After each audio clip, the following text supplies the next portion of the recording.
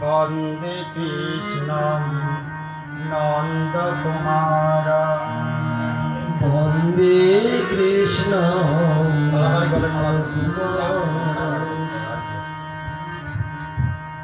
বন্দে কৃষ্ণ নন্দকুমার বন্দে কৃষ্ণ নন্দকুমার নন্দকুমার নবনীত chore Nandakumar নবনীত chore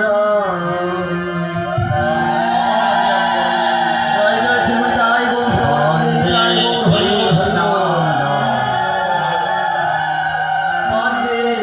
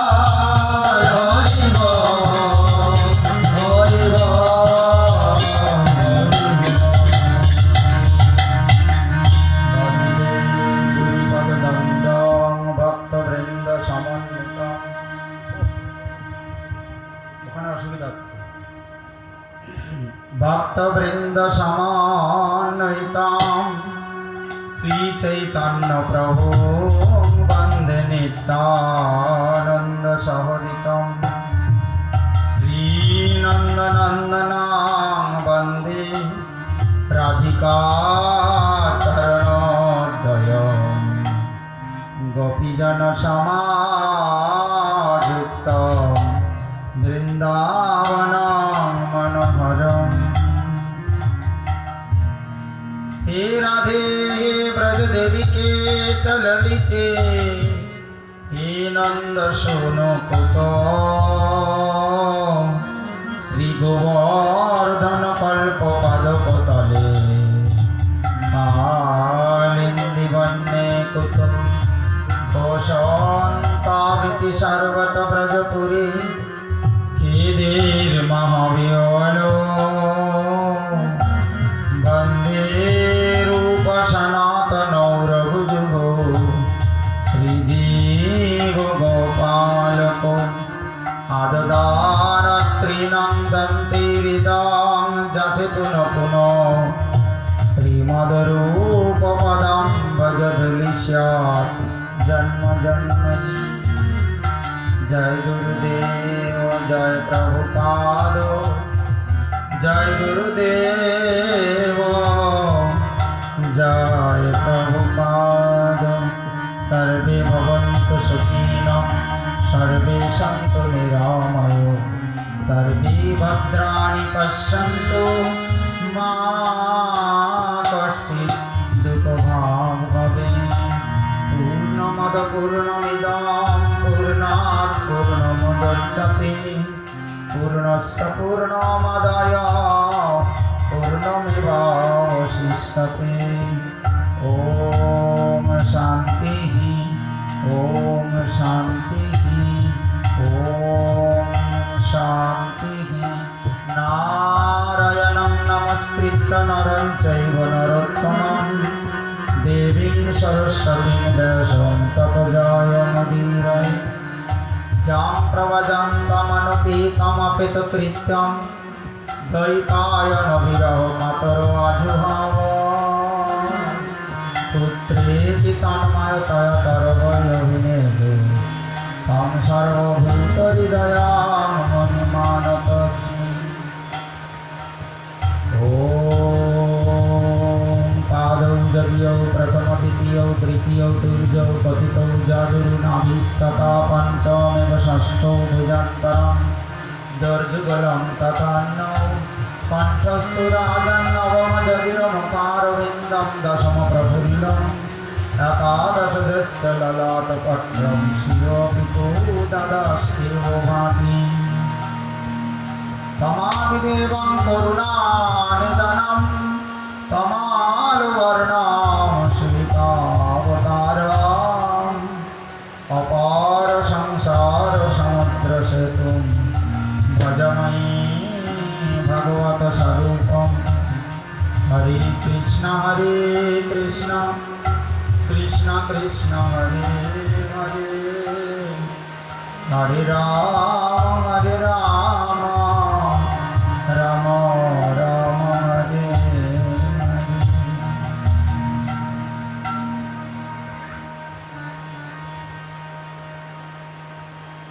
গতদিন পর্যন্ত আমরা ধ্রুবের বংশচরিত আদি আস্বাদন করেছিলাম। আজ শ্রীমদ্ ভাগবত পঞ্চম স্কন্ধে স্বয়ম্ভু মনুর যে আর একটা পুত্র ছিল যার নাম প্রিয়ব্রত। উত্তানপদের বংশ পরিচয় আমরা শুনেছিলাম। প্রিয়ব্রতকে ব্রহ্মাজি সংসার করতে বলেছেন। উনি বলছেন আমি সংসার করব। সংসার একটা মায়া, যার মধ্যে ডুবে গেলে আমি আমার প্রাণ গোবিন্দকে ভুলে যাব। তখন বলছেন ব্রহ্মা সরাসরি এসে বলছেন দেখো বৎস,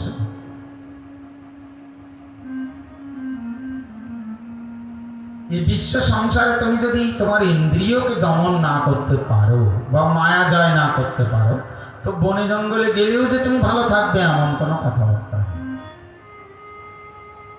কেউ ধরুন ইন্দ্রিয় বৃত্তি ঠিক নেই। ও যদি মঠে চলে আসে বলে আমি মঠে যেয়ে মহারাজ হব, হবে? থাকতে পারবে না? তার চিত্ত স্থির হবে না? তার কোনো কার্যকলাপ ঠিক হবে? তাহলে আমি সন্ন্যাসী হয়ে যাব বললেই কিন্তু সন্ন্যাসী হওয়া আর যাওয়া। আর যদিও সন্ন্যাসী হয় তার অবস্থা খারাপ হয়ে যাবে, কেন ইন্দ্রিয় তো ঠিক নেই। সুতরাং ইন্দ্রিয় দমন না করে বনে যেও কোনো লাভ নেই। আর যদি তুমি ইন্দ্রিয়ই দমন করতে পারো তা সংসারে থাকলে ক্ষতি কি? সংসার জগতে থেকেও তো ইন্দ্রিয় সংযম করে ভগবানকে আরাধনা করা যায়, যেমনটা করেছিলেন কে?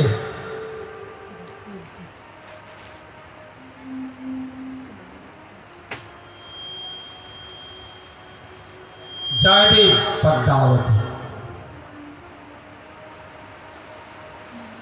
তাই না? সংসার জগতে থেকেও সংসারীয় বৃত্তি তার কোনোদিন স্পর্শ করে, উভয় মিলে তারা গোবিন্দকে সেবা করেছে। বিভিন্নভাবে বুঝালে তখন তিনি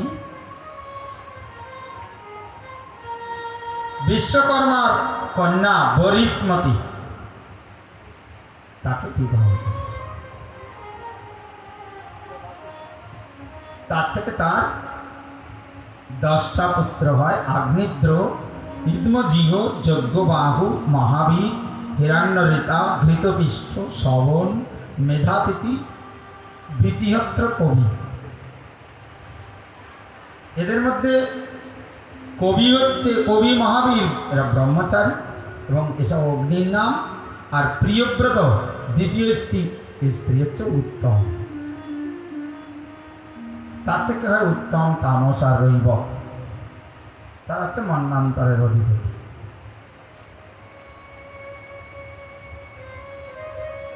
প্রিয়ব্রত সকল বিলাসের ঊর্ধ্বে এবং এতটা প্রভাবশীলতা, এমনটা তেজ ছিল। সূর্য যখন পরিক্রমা করত, তো দেখুন এখন অন্ধকার, আমাদের এখানে লাইট না হলে আমরা কিছু করতে পারছি। প্রিয়ব্রতের পছন্দ হতো না। এরকম কেন হয়? খানিক সময় পৃথিবী অন্ধকার হয়ে থাকবে, আমি এমন করব যাতে পৃথিবীতে কোনোদিন অন্ধকার না হয়। তাই সূর্য যখন এই ভূমণ্ডল পরিক্রমা করতেন, তার পিছে পিছে রথ নিয়ে পরিক্রমা করতেন। প্রিয়ব্রত 7 বার পরিক্রমা করেছিলেন সূর্যের পিছনে পিছনে। সূর্য কিন্তু ভীষণ গতিতে চলে, আমরা বুঝতে পারি না। তাই আমরা সাউথ ইন্ডিয়া ভ্রমণ করতে গিয়ে কন্যাকুমারী সমুদ্রের মধ্যে যে সূর্যাস্ত দেখছিলাম, সানসেট, কিন্তু দেখলাম সূর্য কত উপরে, কিন্তু দেখতে দেখতে 5 মিনিটও টাইম দিল না, তার মধ্যে সূর্য কত দ্রুত গতিতে যেন বেলাভূমিত তৈরি। আর এত যে গতি, সেই গতির পিছনে পিছনে প্রিয়ব্রত রথ নিয়ে ভ্রমণ করেছিল। তার রথ আর তার এমন তেজ, সূর্যের যে অংশে অন্ধকার পড়তো সে অংশে তার তেজে আলোকিত করে দিল। পৃথিবীতে তখন দিবারাত্রি হয়নি। আর এই যে 7 বার ঘুরেছিলেন, তার জন্য 7টা সমুদ্র তৈরি হয়েছিল। লবণ সমুদ্র, ইক্ষুরস সমুদ্র, সুরা সমুদ্র, ঘৃত সমুদ্র, দুগ্ধ সমুদ্র, দধি সমুদ্র আর মধু সমুদ্র। আর 7টা দ্বীপ হয়েছিল: জম্বু, প্লাক্ষ, শালমলি, কুশ, ক্রৌঞ্চ, শাক, পুষ্কর। তার প্রথম পুত্র যে আগ্নিদ্র, উনি তো পুত্রের উপরে রাজ্যভার দিয়েছেন ভগবানের সাধনা। এই আগ্নিদ্র সংসার কামনা করি স্ত্রী লাভের জন্য ইনি মন্দ্রাচল পর্বতের গুহার মধ্যে যে ব্রহ্মার উপাসনা করছেন। ওম ব্রহ্মণ্য দেবায় নমঃ। আর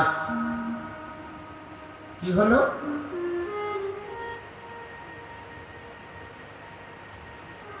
ব্রহ্মা সবাই তখন নৃত্য করছিল পূর্বচিত্তি অপ্সরা। অপ্সরাটার নাম কি ছিল? পূর্বচিত্তি। এই অপ্সরা যখন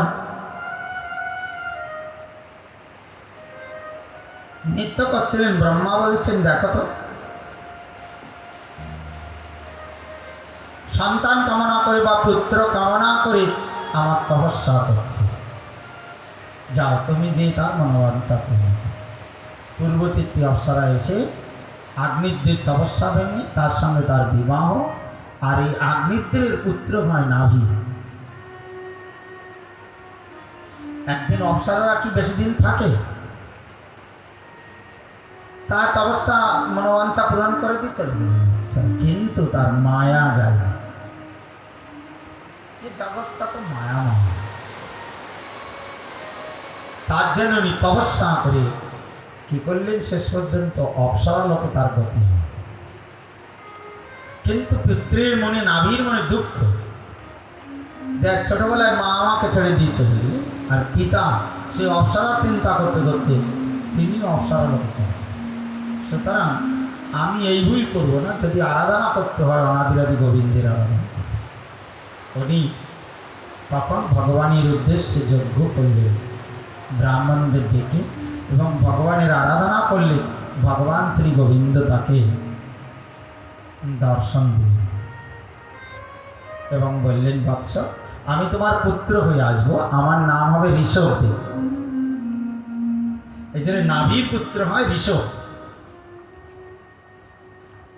ঋষভ যিনি জীবের সমস্ত আশা বা কামনাকে পূরণ করতেন, তাই না? ভগবানের অবতার। ওনার উপরে রাজ্যবাদ দিয়ে নাভি তপস্যায় চলে গেলেন। ঋষভদেব হয়ে গেল ভারত, এই পৃথিবীর রাজা। তো এতটা প্রজা কল্যাণকামী বা প্রজাদের মঙ্গল করতেন, সবাই ভগবানের মতো তাকে পূজা করত, তার প্রশংসা করত। তাতে দেবরাজেন্দ্রের রাগ হয়ে গেল, আমি হচ্ছে স্বর্গের রাজা, আমাকে তো এরকম লোকে পূজা করে না, আর এই জড়জগতের রাজা তাকে সবাই এইরকম পূজা করছে। তারা হ্যাঁ, রাজা কত বড় ক্ষমতাশালী, প্রজাদের দুঃখ নিবৃত্তি করে।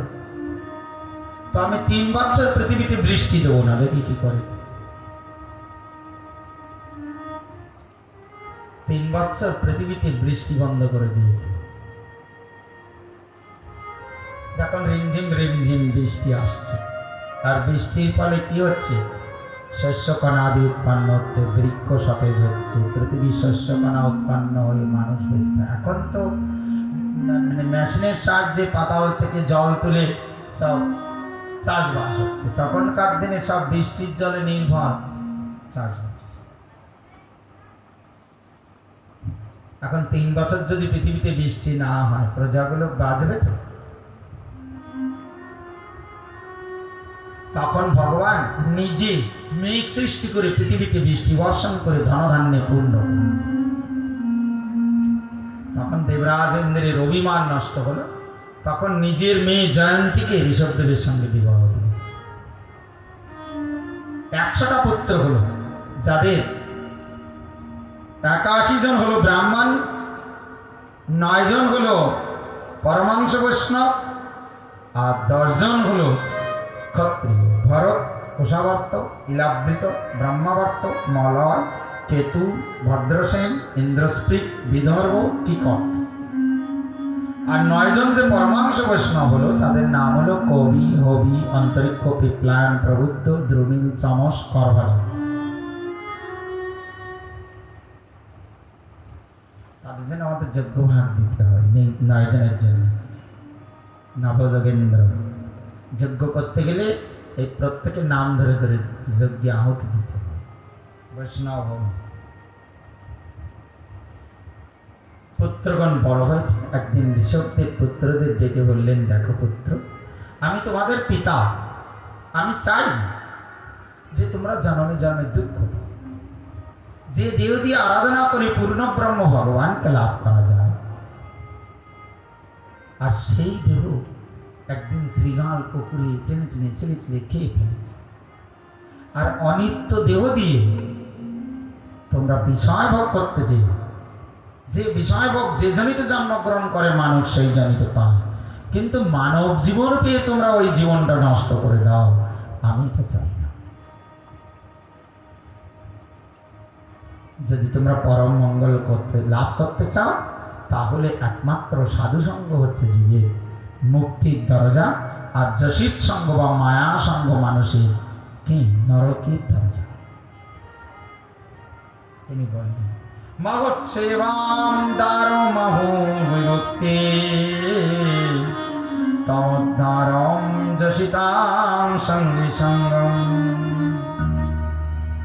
মহতের সেবা হচ্ছে মুক্তির দরজা, আর যচিত সঙ্গ বা সঙ্গী সঙ্গ জীবের বন্ধনের কারণ, নরকের কারণ, দুঃখের কারণ।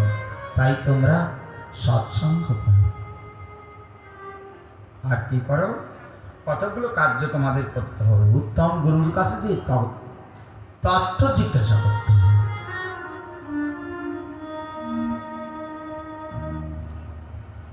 আমার কি করা কর্তব্য গুরুদেব, আমার কিভাবে চলতে হবে।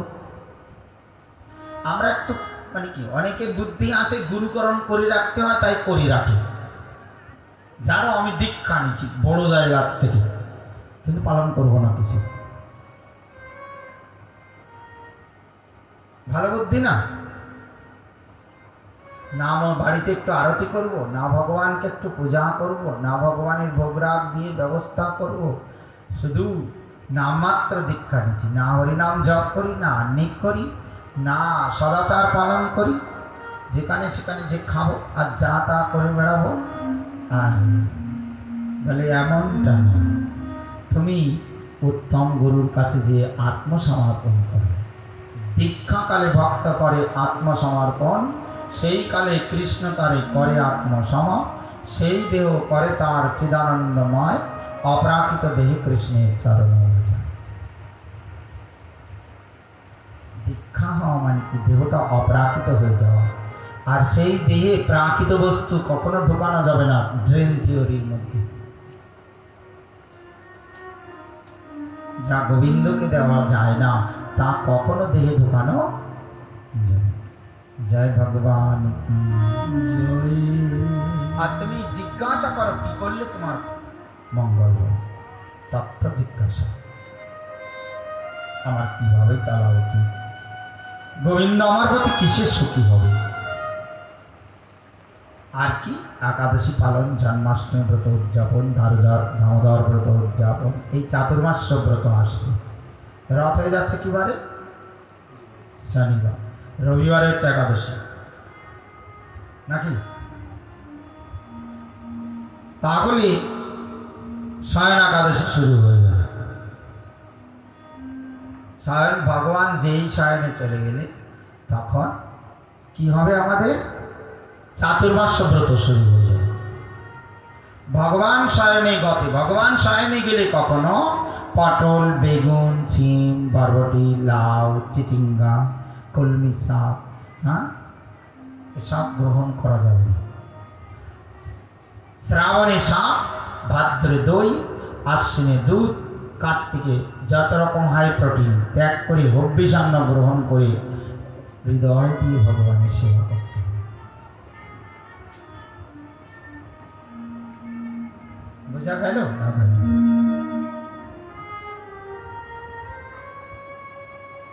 এই জন্যে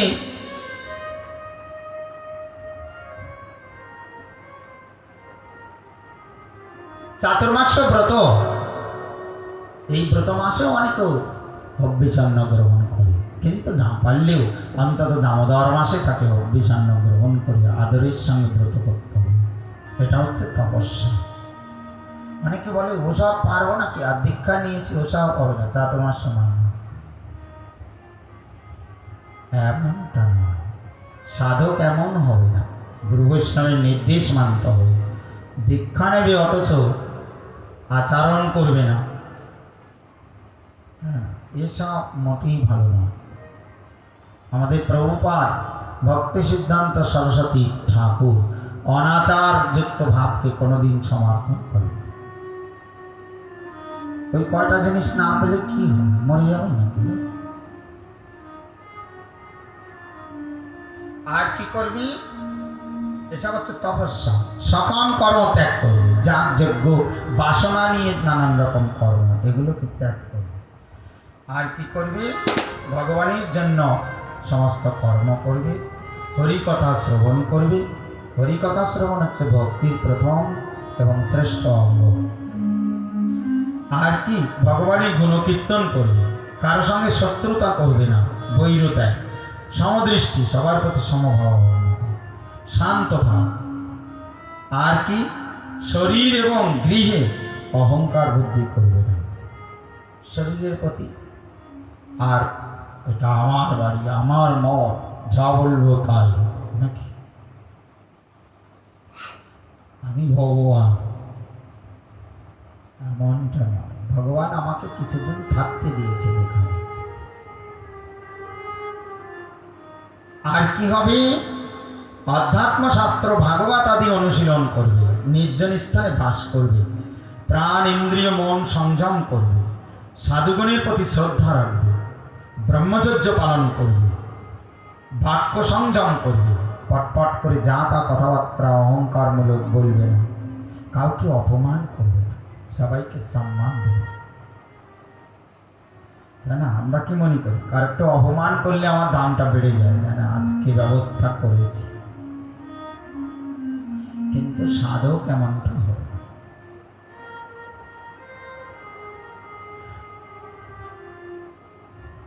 সর্বত্র ভগবত প্রকাশ অনুভব করবে, তত্ত্ব বিচার করবে, যোগ দ্বারা অহংকার রূপ লিঙ্গ দেহ লয় করবে, নির্জনে মনটাকে গোবিন্দের প্রতি লাগাবে। এই সমস্ত কার্য অনুসরণ করবে। আর কি? সে গুরু গুরু নয়, সে দেবতা দেবতা নয়, সে স্বজন স্বজন নয়, সে পিতা পিতা নয়, সে জননী জননী নয়, সে দেবতা দেবতা নয়। বাবাকে ত্যাগ করে দিয়েছিলেন প্রহ্লাদ, মাকে ত্যাগ করে দিয়েছিলেন ভরত, দেবতাদের ত্যাগ করে দিয়েছিলেন খট্টঙ্গ রাজা, আর স্বজন ত্যাগ করেছিল বিভীষণ, আর কি এমন যারা বাবা মা হয়েও যদি অন্যায় পথগামী হয়, অসৎ মার্গ নিয়ে চলে, তাহলে সেই পিতামাতার কথা যে শুনতে হবে তার কোনো কথা হতে পারে। বাবা মা গুরুজন মান্য, কিন্তু তাই বলি অন্যায় কর্ম করবি আর অন্যায়কে এগিয়ে নিয়ে যাবে, এমন বাবা মার কথা শোনা যাবে না। শোনা যাবে? মন্থরার কথা শুনে কইকেয়ী রামচন্দ্রের মতো ভাইকে বনবাসে দিয়ে দিল।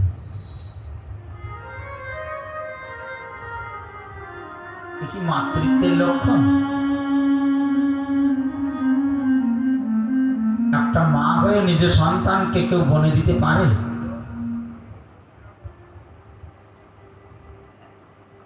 এই জন্য মায়ের কথা শোনেনি ভারত।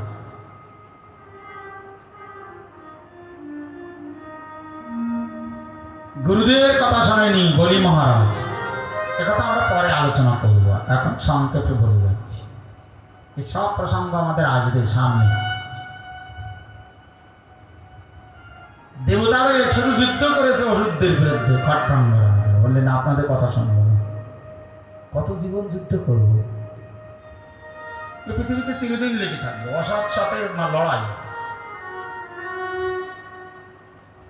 এটা সাধু হয়ে ওই সব চিন্তা করে বেড়াবে নাকি, এই তুমি ঝগড়া করো না, তোমার পায়ে ধরি। আরে পৃথিবীতে ওসব চলবে, জগৎ এমন একটা জায়গা। আর কি করবে? এইসব। আর শোনো, এই জগতে অন্য স্থাবর অপেক্ষা বৃক্ষ শ্রেষ্ঠ, আর বৃক্ষ অপেক্ষা জন্মী শ্রেষ্ঠ, আর কীট অপেক্ষা জ্ঞানযুক্ত পশু শ্রেষ্ঠ, পশু থেকে মানব শ্রেষ্ঠ, মানব থেকে প্রমাতগণ শ্রেষ্ঠ, প্রমাতগণ থেকে গন্ধর্বগণ শ্রেষ্ঠ, গন্ধর্বের মধ্যে সিদ্ধগণ শ্রেষ্ঠ, তাদের থেকে দেবানুচর কিন্নর শ্রেষ্ঠ, কিন্নর থেকে অসুর শ্রেষ্ঠ, অসুর থেকে দেবতা শ্রেষ্ঠ, দেবতা থেকে ইন্দ্র শ্রেষ্ঠ,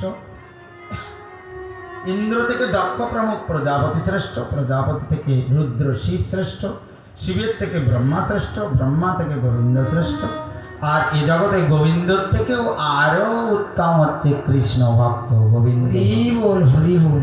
তাই তোমরা সাধুদের সঙ্গ করে হরিনাম করো, বৎস সৎসঙ্গ করো, অসৎসঙ্গে যেও না।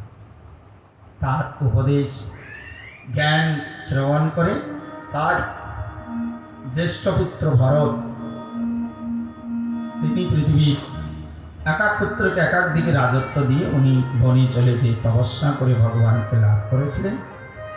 আর ভরত মহারাজ হলেন পৃথিবীর রাজা, এবং অনেক কাল উনি রাজত্ব করার পর তখন কি করলেন, যৌবনকালেই তিনি তার স্ত্রী পুত্র সব পরিত্যাগ করে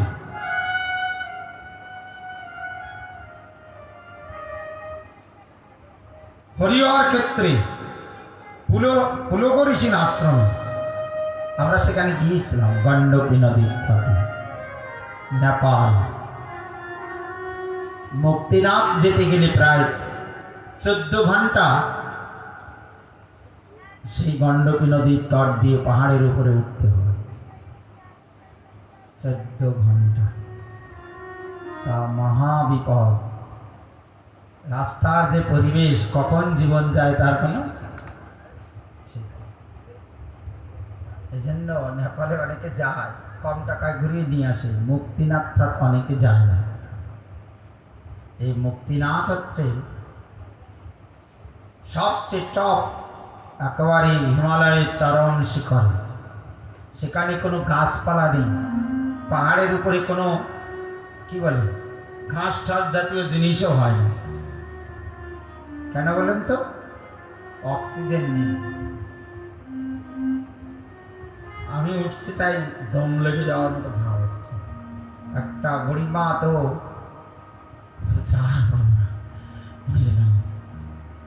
তখন আমি বলছি জোরে জোরে বলো জয় মুক্তিনাথ কি, কয়েকবার বলে দিলাম, গায়ে বল হয়ে গেছে। তখন আবার নিয়ে উঠে পড়ল, তাই না? এই গণ্ডকী নদীর তট, যেখানে ছিল পুলক ঋষির আশ্রম, সেই আশ্রমের তটভূমিতে যে উনি তপস্যা করছিলেন, তাই না? যাকে বলা হয় চক্র নদী, গণ্ডকী, শালগ্রামবাসী। আর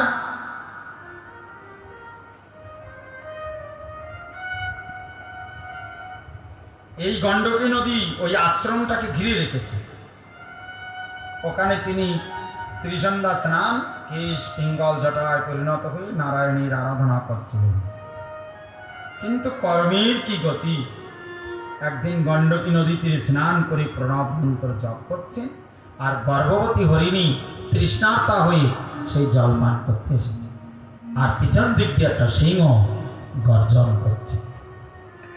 ও ভীতা হয়ে পড়েছে, পিছনে যদি ফেরে তাকে ধরে খেয়ে নেবে। আওয়াজ সামনে গণ্ডকী নদী, কি করবে? একে তো গর্ভবতী, লাফ মেরেছেন, কিন্তু ওই পাশে চলে গেলেন, কারণ কিন্তু গর্ভের সন্তান প্রসব হয়ে গণ্ডকী নদীর জলে পড়বে। তো বাঁচার জন্য ছটফট, ভরতের ধ্যান ভেঙে গেল। আর তখন কি করলেন, দেখলেন বাচ্চাটা মরে যাবে, ওকে জল থেকে তুলে সুস্থ করে নিজের আশ্রমে নিয়ে যেয়ে ওকে খেতে দিতে, দুধ খাওয়াতে লাগলেন, ইত্যাদি ইত্যাদি করে ওকে বাঁচিয়ে তুললেন। কিন্তু কি হলো দেখুন, এত বড় স্ত্রী পুত্র সংসার রাজত্ব ছেড়ে দিয়ে এসে বনে এসে তপস্যা করতে এসে আর হরিণের প্রতি মায়া। আমি যদি না থাকি হরিণটার কি হবে? আরে বাবা, যে পৃথিবীতে পাঠিয়েছে রক্ষা সেই করবে। তোমার অত মাথায় টেনশন কেন? না, যদি আমার অজান্তে বনে চলে যায়, যদি তারে খেয়ে ফেলে, সবসময় তার মনে এ মায়া কাজ করতে লাগলো। আস্তে আস্তে ভগবানের পূজা ধ্যান ধারণা ভুলে গেলেন। আর কি করতে লাগলেন?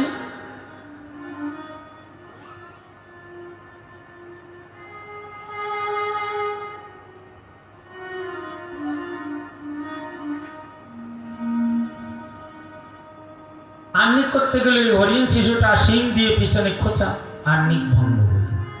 পূজা করতে বসে আর পিছনে যে জিভ দিয়ে পিছন চাটে করে সে করে, আর পূজা বন্ধ হয়। দেখেন না, ঠাম্মা পূজা প্রণাম করছে আর নাতিগুলো যে কাদের পরে উঠে প্রণাম আর মাথায়।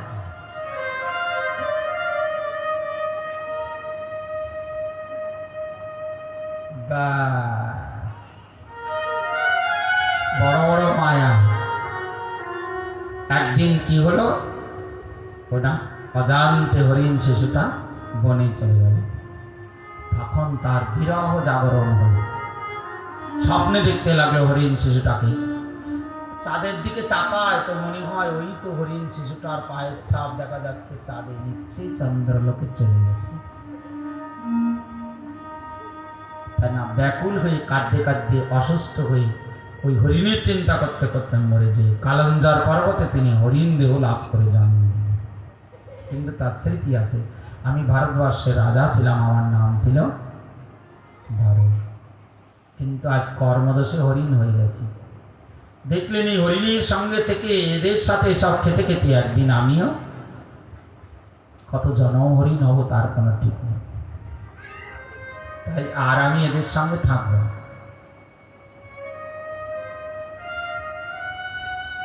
তাই তিনি কি করতে লাগলেন,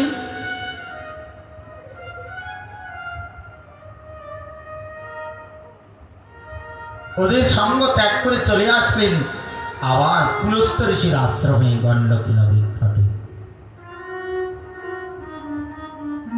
সেখানে পাঠ হচ্ছে বিভিন্ন ভাগবতের শ্লোক। লব্ধা সুদুর্লভমিদং বহু সম্ভবন্তে মনুষ্যমার্তনামানিত্যমাপি অধীর তূর্ণং যততন পতদন মৃত্যু নিঃশ্রেয়সায় বিষয় কলু সর্বতস্যাম। ये मानव जीवन लाभ करे যতদিন পর্যন্ত মৃত্যু না আসে ততদিন পর্যন্ত নিজেকে উদ্ধারের জন্য কোনো চেষ্টা করে। যত জাতস্য পত্রস্য নাস্তেব পতনাদ ভয়াম, যত জাতস্য নরস্য নাস্তেব মরণাদ ভয়াম। গাছের পাতা যেমন যে কোনো মুহূর্তে ঝরে পড়তে পারে, তেমনি মানুষ জন্মগ্রহণ করলে যে কোনো সময় মরে যেতে পারে। ওর জন্য মায়া করে কোনো লাভ নেই। লাভ আছে? একজন মরে গেছে আরো খুবই খুবই কাঁদছে, কোথায় তুমি গেলে রে, তোমারে না দেখে আমি আর থাকতে পারছি না। ও যে অনন্ত জন্ম ধরে ওখানে কাঁদে, ওর কান্না কেউ শুনবে? দুদিন পরে দেখাচ্ছে ও মরে। এই জন্য পৃথিবীতে এত বেশি মহাসক্ত মায়াগ্রস্ত হওয়া জ্ঞানী ভক্তির কার্য। এসব শুনছে আর চোখ দিয়ে মনে পড়ছে আজ আমি কি করলাম। ছিলাম ভারতবর্ষের রাজা, এখন হয়ে গেছি হরিণ, আবার কোন জন্মে না জানি যাব। এই ভাগবত শুনতে শুনতে শুনতে একদিন মারা গেল। মারা যে তিনি একটা ব্রাহ্মণ, তার প্রথম দ্বিতীয় পত্নী, সেই দ্বিতীয় পত্নীর গর্ভ থেকে সে আবার জন্ম নিল। এবার তার নাম হলো জড়ভরত। মা জন্মের পরেই মারা গেল, আর বাবা অতি কষ্টে তাকে বড় করতে লাগলো। লেখাপড়া শেখানোর বহু চেষ্টা করলে, কিন্তু তার দ্বারা লেখাপড়া হল। বলে আমি অনেক জন্ম লেখাপড়া শিখে পণ্ডিত হয়েছিলাম, বড় জ্ঞানী রাজা হয়েছিলাম, কিন্তু হলো কি কপালের দোষে হয়ে গেছি হরিণ। সুতরাং লেখাপড়া শিখবে না। এক বললে আর এক বলে। হয়তো বাথরুমে যাওয়ার আগে জল টল দিয়ে পরিষ্কার হয়ে যায়। এক প্রশ্ন করলে আর তার উদ্দেশ্য হচ্ছে এরা যাতে আমাকে পাগল বলে মনে করে, আর পাগল মনে করলে আমার প্রতি আর কোনো শর্ত থাকবে না। একটা পাগল যদি বাড়িতে থাকে তা বলবে এই তুই এটা করিস নি কেন, টাকা আয় করতে যাচ্ছিস না কেন, তোর খাওয়াটা কোথার থেকে জোটে, বলবে এসব পাগল জাতের নাকি? ব্যাস, আসলে পাগল না। তার বাবা অনেক চেষ্টা করেও তাকে লেখাপড়া শেখাতে পারলেন না, বাবা মারা গেলেন। আর ভাইরা বলছে শুধু বসে বসে কি খাবে, তাই পোড়া জোড়া অন্ন দেয় বলে যা দেয় দেখেছে। উনি হরিনাম করতে থাকেন। কোনো ভক্ত বাড়িতে যে একটু সেবা করেন, সেবা করে দিলে তাকে ভগবানের প্রসাদ দেয়, পেয়ে হরিনাম করে। একদিন তার ভাইরা বলছেন শুধু বসে বসে খাওয়া হবে না, যা ওই মাঠে যেয়ে পটল ক্ষেত পাহারা দেয়। আর কি করতে লাগলেন, সে পাহারা দিচ্ছে না, আর কত পশু পক্ষী দেখছে না, আর তার হৃদয়ে খুব কষ্ট। ওরে পশু পক্ষী, তোমাদের মতো আমিও এরকম পশু জন্ম পেয়েছিলাম, এসো আমার সঙ্গে তোমরা হরিনাম কীর্তন করো। তাই তাদেরকেও কৃষ্ণ নাম করাতে লাগলেন। এমন সময় একটা দস্যু দলপতি ভদ্রকালীর পূজা করতেন। আর সেই পূজা কিভাবে করতেন, নরবলি দিয়ে করতেন। যাকে বলি দেবেন বলে এনেছিলেন সে পালিয়ে চলে গেছে। তখন কি করবে? তারা মানুষ অনুসন্ধান করতে করতে বনের মধ্যে যখন ভরতকে দেখলেন, তখন বললেন, ভরত, ধরে নিয়ে চলে গেলেন সরোবরে, তাকে স্নান করালেন। সরোবরে স্নান করানোর পর তা কি করলেন, তাকে বলি দেবেন বলে সব রেডি। উনি দেখলেন যা রৌদ্রের মধ্যে হরিনাম করতে অসুবিধা হচ্ছিল, স্নান করলাম আরো বেশি করে হরিনাম করছেন। মায়ের সামনে যে তাকে বলি দেবেন, আর তিনি দেখছেন এদের হয়তো গোবিন্দের দর্শন হবে না, তাই এই ব্যবস্থা।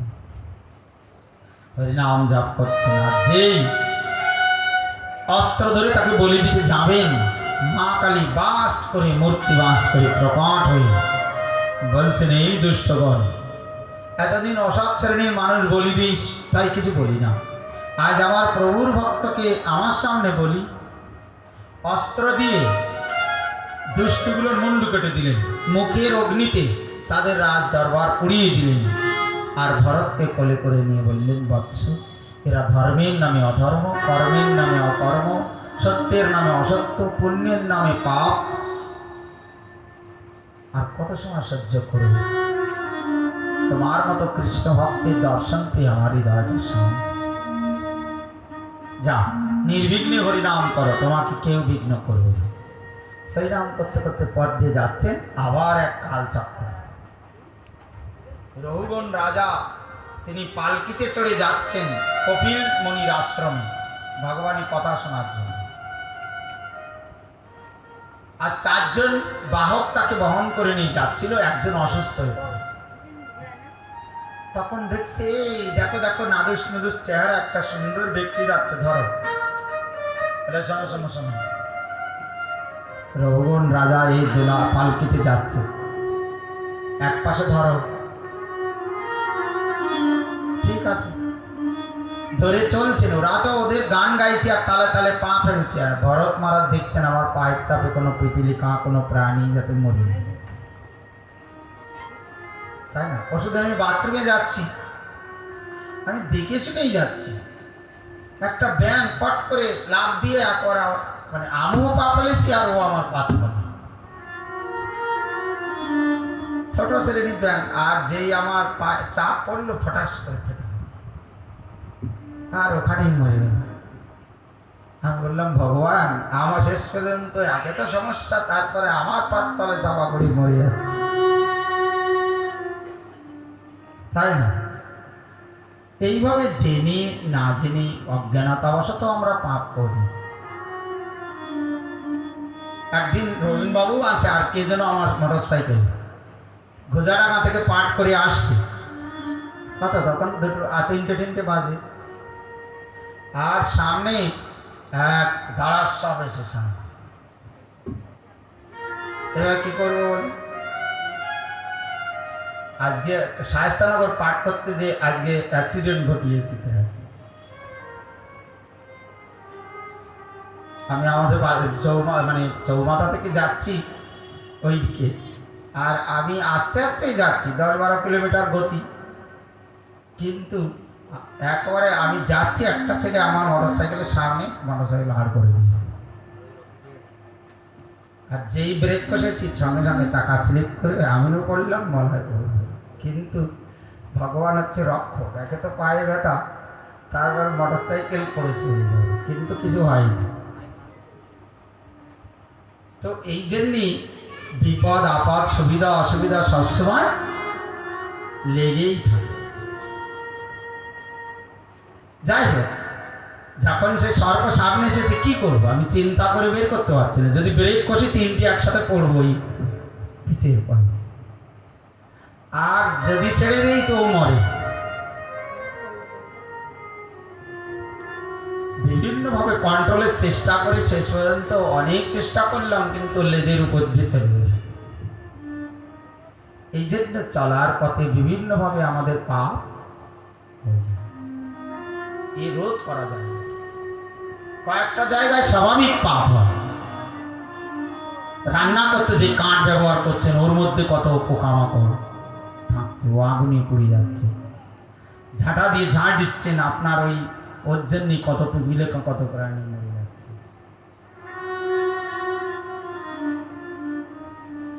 নিঃশ্বাস প্রশ্বাস নিচ্ছেন, কত ভাইরাস মাইক্রো অর্গানিজম দেহের মধ্যে ঢুকিয়ে মরে যাচ্ছে। পথে চলতে চলতে যে কথা বলছি, বা জলপাত্র যেখানে রাখা হয় বিভিন্ন কারণে জলের মধ্যেও কত জিনিস মরে যাচ্ছে। এই জন্য পাঁচটা জায়গা সবসময় পাপ হয়। এই জন্য হরিভজন না করলে আমরা মনে করি পাপ করিনি, কিন্তু কখন পাপ করছি কেউ তা জানে না। আর কি, উনি তো দেখে দেখে পা ফেলছেন আমার পায়ের চাপে যেন কোনো প্রাণী করে না।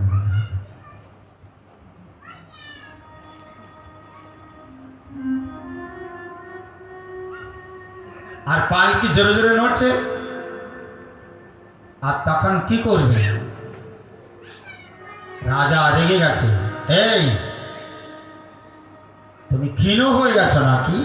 গায়ে বল নেই, ঠিক করে পালকি বহন করো, নইলে দণ্ড প্রাপ্ত হবে। তুমি জানো আমি কে? আমি রঘুবন রাজা।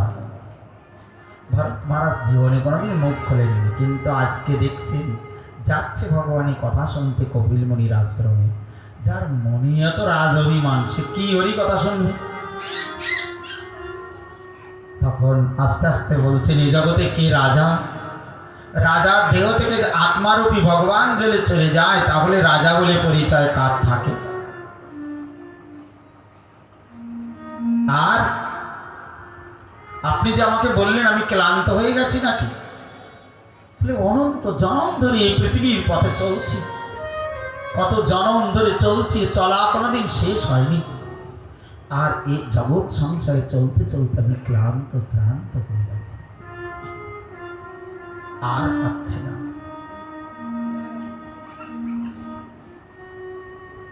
গোপীনাথ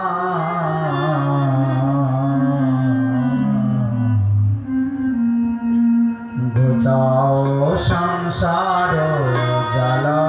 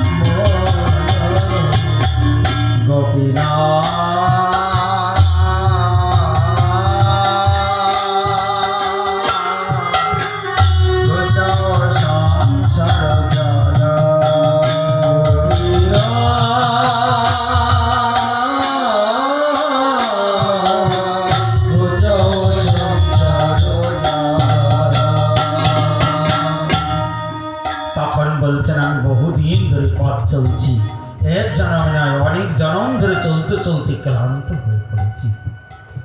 আর আপনি আমাকে মনে করছেন আমি কৃষক স্থূল, এই দেহটা কৃষক স্থূল, কেউ মোটা কেউ চিকন, কিন্তু আত্মা স্থূল না, কৃষ্ণ। আর আপনি বললেন আমাকে দণ্ড দেবেন, কাকে দণ্ড দেবেন?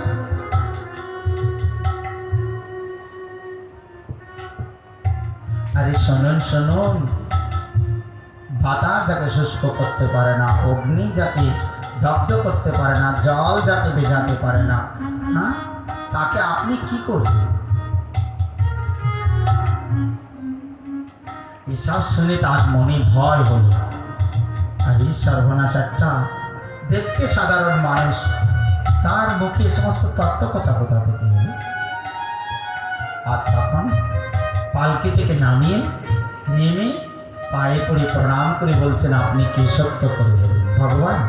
না কোনো দেবতা, না কোনো মহামণি, না উত্তম ব্রাহ্মণ, আজ এ তত্ত্ব কথা আপনি কি করে জানেন? তখন বললেন, মহারাজ আপনি তো সৌবিদ দেশের রাজা, আর এই টোটাল পৃথিবী আমার নিয়ন্ত্রণে চলত। আমার নাম ভরত, আমার নামেই ভারতের ভারত নাম হয়েছে। আগে ছিল নববর্ষ, তাই না? কিন্তু রাজন, আমি সব ত্যাগ করে মলবাত উত্তম শ্লোক লালস ভগবানের চরণ পাবো বলে সব ত্যাগ করে তপস্যা করতে যে এক হরিণের মায়ায় আমি হরিণ হয়ে গিয়েছিলাম। আর সেই জন্ম ত্যাগ করে আমি এখন ব্রাহ্মণ কুমার রূপে জন্ম নিয়েছি, সব আমি জানি, কিন্তু ইচ্ছা করে পাগল সেজেছি।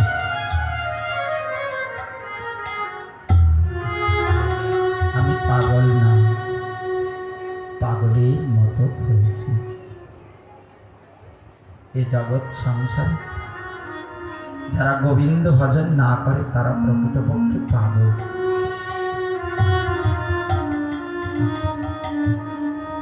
ঈশ্বর আরাধনা না করলে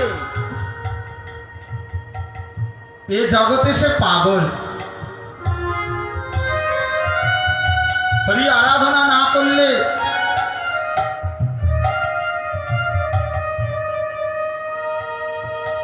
তাকে প্রকৃতপক্ষে পাগল বলা হয়।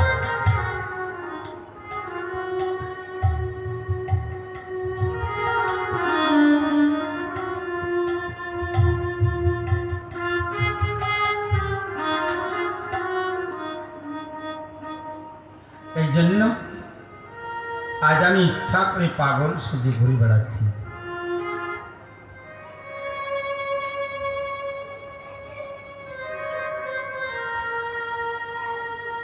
এখন আর কীর্তন করবো না, টাইম আজকে অনেক দূরে যেতে হবে, 4-5টা স্কন্ধ পার হতে হবে। তখন কি করলেন উনি? তাকে উদাহরণ দিলেন, এই জগৎটা একটা অরণ্যের মতো, আর সুখের আশায় মানুষ চলতে থাকে। কি করে অর্থ উপার্জন করব, কি করে সংসারের ব্যয়ভার বহন করব, যদি বহন করতে না পারে তখন দাস মশা মাছি যেমন কামড়ায় বনের মধ্যে, তেমনি আত্মীয় পরিজন তাকে ধ্বংসন করতে থাকে, কটুবাক্য বলে। আর এইরকম চলতে চলতে বনে বাঘের যেমন ভয়, হিংস্র জন্তুর ভয়, এই সংসার অরণ্যে তেমনি কাম ক্রোধ লোভ মোহাম্মদ মাৎসর্য সয়ের ভয়। দস্যুগণ যেমন এসে কখনো তার ধন সম্পদ কেড়ে নেয়, তেমনি জীবের জীবনে যদি হরিভক্তি না হয়, এই কাম ক্রোধ লোভী দস্যু তার জীবনে সব কেড়ে নেয়। এই সংসার অরণ্যে তার সারা জীবন ভীষণ কষ্টের মধ্যে চলতে থাকে। একদিন চলতে চলতে কি হয় জানে? ওই অরণ্যচারী ব্যক্তি বুঝতে পারে না, আর কি করে, আর তৃণ আচ্ছাদিত কূপের মধ্যে পড়ে যায়, আর তৃণগুচ্ছ ধরে ও ঝুলতে থাকে। ও যদি নিচে পড়ে, সাপ হাঁ করে রয়েছে, খেয়ে পড়বে, অজগর সাপ। উপরে যদি ওঠে, বাঘ হাঁ করে রয়েছে, খেয়ে পড়বে। আর কূপের তটে একটা বৃক্ষ আছে, আর বৃক্ষে একটা মৌচাক আছে। 2 গুচ্ছ তৃণ ধরেছে, তাকে একটা সাদায় দূর একটা কালো দূর এক একটা করে কেটে দিচ্ছে। তার মানে দিন আর রাত, এক একটা দিন রাত যাচ্ছে, তার আয়ু। কিন্তু এই পরিস্থিতির মধ্যেও জীবন কাটাচ্ছে সংসার অরণ্য। কিন্তু ওই মৌচাক থেকে মাঝে মাঝে টপ টপ করে মধু পড়ছে, আর ও হাঁ করে খাচ্ছে, মনে করছে এর মতো সুখ আর নেই। তাই না? এই সুখটা কি? স্ত্রী সঙ্গ, পুত্রের পিতা পিতা হবান, হৃদজ্জা কন্যা, আত্মীয় পরিজন, তাদের সঙ্গে কথা বলে মেলামেশা করে সে মনে করছে আমি কি মধু পেয়েছি, আমার মতো সুখী আর কেউ নেই। কিন্তু জানে না এক একটা দিন রাত চলে যাচ্ছে, ওর আয়ু একদিন ও মরে যাবে, সে স্মৃতি সে ভাবনা তার হৃদয়ে যাচ্ছে না। তাই রাজন, এই জীবনটাকে আপনি নষ্ট করবেন না। যতদিন দেহে প্রাণ আছে ততদিন ভগবানকে ভজন করুন। এই পৃথিবী, এই লোক আমরা বাস করছি, এটা ভূলোক। এর উপরে ভুব, তারপরে স্বর্গ, তারপরে মহ, তারপরে জন, তারপরে লোক, স্বর্গ, হ্যাঁ, তপলোক। আর আমাদের নিচে অতল, বিতল, সুতল, তলতল, মহাতল, রসতল, পাতাল। এই যে চতুর্দশ ভুবন, এই চতুর্দশ ভুবনে যারা যেভাবে থাকুক না কেন তারা গোবিন্দ চরণ কোনো ভজন করে। ঈশ্বরকে আরাধনা না করে কখনো এই জীবন এগোতে নেই। এই লাভৃত বর্ষে, এই যে ভারতবর্ষের 9টা বর্ষ, শঙ্কর হচ্ছে ইলাবৃত বর্ষে পার্বতীর সঙ্গে ভগবানের আরাধনা করেন। ভদ্রাস্য বর্ষে সেখানে ধর্মপুত্র ভদ্রশ্রেবা দিব্যমন্ত্রে ভগবানের আরাধনা করেন। আর হরিবর্ষে প্রহ্লাদ ভক্তদের সঙ্গে নৃসিংহদেবের পূজা করেন। কেতুমাল বর্ষে লক্ষ্মী দেবী তার সংবৎসর নামক প্রজাপতি 36,000 পুত্র কন্যা তাদের প্রীতি সম্পাদনের জন্য ভগবান কামদেবের আরাধনা করেন। রম্যক বর্ষে স্বয়ম্ভু মনু মৎস্যদেবের পূজা করেন। হিরণ্ময় বর্ষে পিতৃরাজ অর্জমা কুর্ম ভগবানের আরাধনা করেন।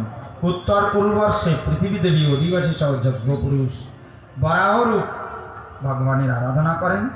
আর কিমপুরবর্ষে হনুমান, তিনি সব ভক্তদেরকে নিয়ে রামচন্দ্রের আরাধনা করেন।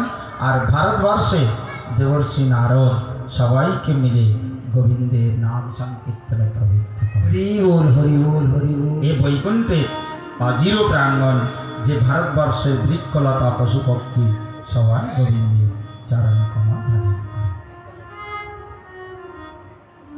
জয় ভগবান কি জয়। ভগবান বামনদেব যখন তার পাম তরু চরণ উপরে তুলেছিলেন, ভূ ও স্বর্গ মহজন তপসত্য লোক পার করে যখন ব্রহ্মাণ্ড কথায় তলদেশে নখাঘাত লেগেছিল, তখন তার থেকে একটা দিব্য ভগবানের চরণধৌত বাড়ি নামে যা হরির নদী গঙ্গা, এই গঙ্গা 4টে ধারা, সীতা অলকানন্দা বংশভদ্রা, সীতা ব্রহ্মসদন্তে কিশোরাচল পর্বতে গন্ধমদন পর্বতে ভদ্রাস্য বর্ষের মধ্যে দিয়ে চলে গেছে। অঙ্কু নদী মাল্যবান শিখর থেকে অধপতিত কেতুমাল বর্ষ প্লাবিত করে কৃত্রিম সমুদ্রে। ভদ্রা নদী সুমেরু শিখর থেকে কুমুদ পর্বত, নীলগিরি, শ্বেত পর্বত, শৃঙ্গবান পর্বত এই উত্তর পূর্ববর্ষ। অলকানন্দা দক্ষিণ দিকে ব্রহ্মসদন থেকে বহু পর্বত শৃঙ্গ অতিক্রম করে গোমুখ গুহা হয়ে আমাদের ভারতবর্ষকে প্লাবিত করে দক্ষিণ সমুদ্রে পড়েছে। এই গঙ্গায় যারা স্নান করে তারা মহাপবিত্র হয়। আর এই ভারতবর্ষে মহান মহান পবিত্র নদী, এই নদীতে স্নান করে যারা গোবিন্দ চরণ ভজন করে তারা কিন্তু কৃতার্থ হয়।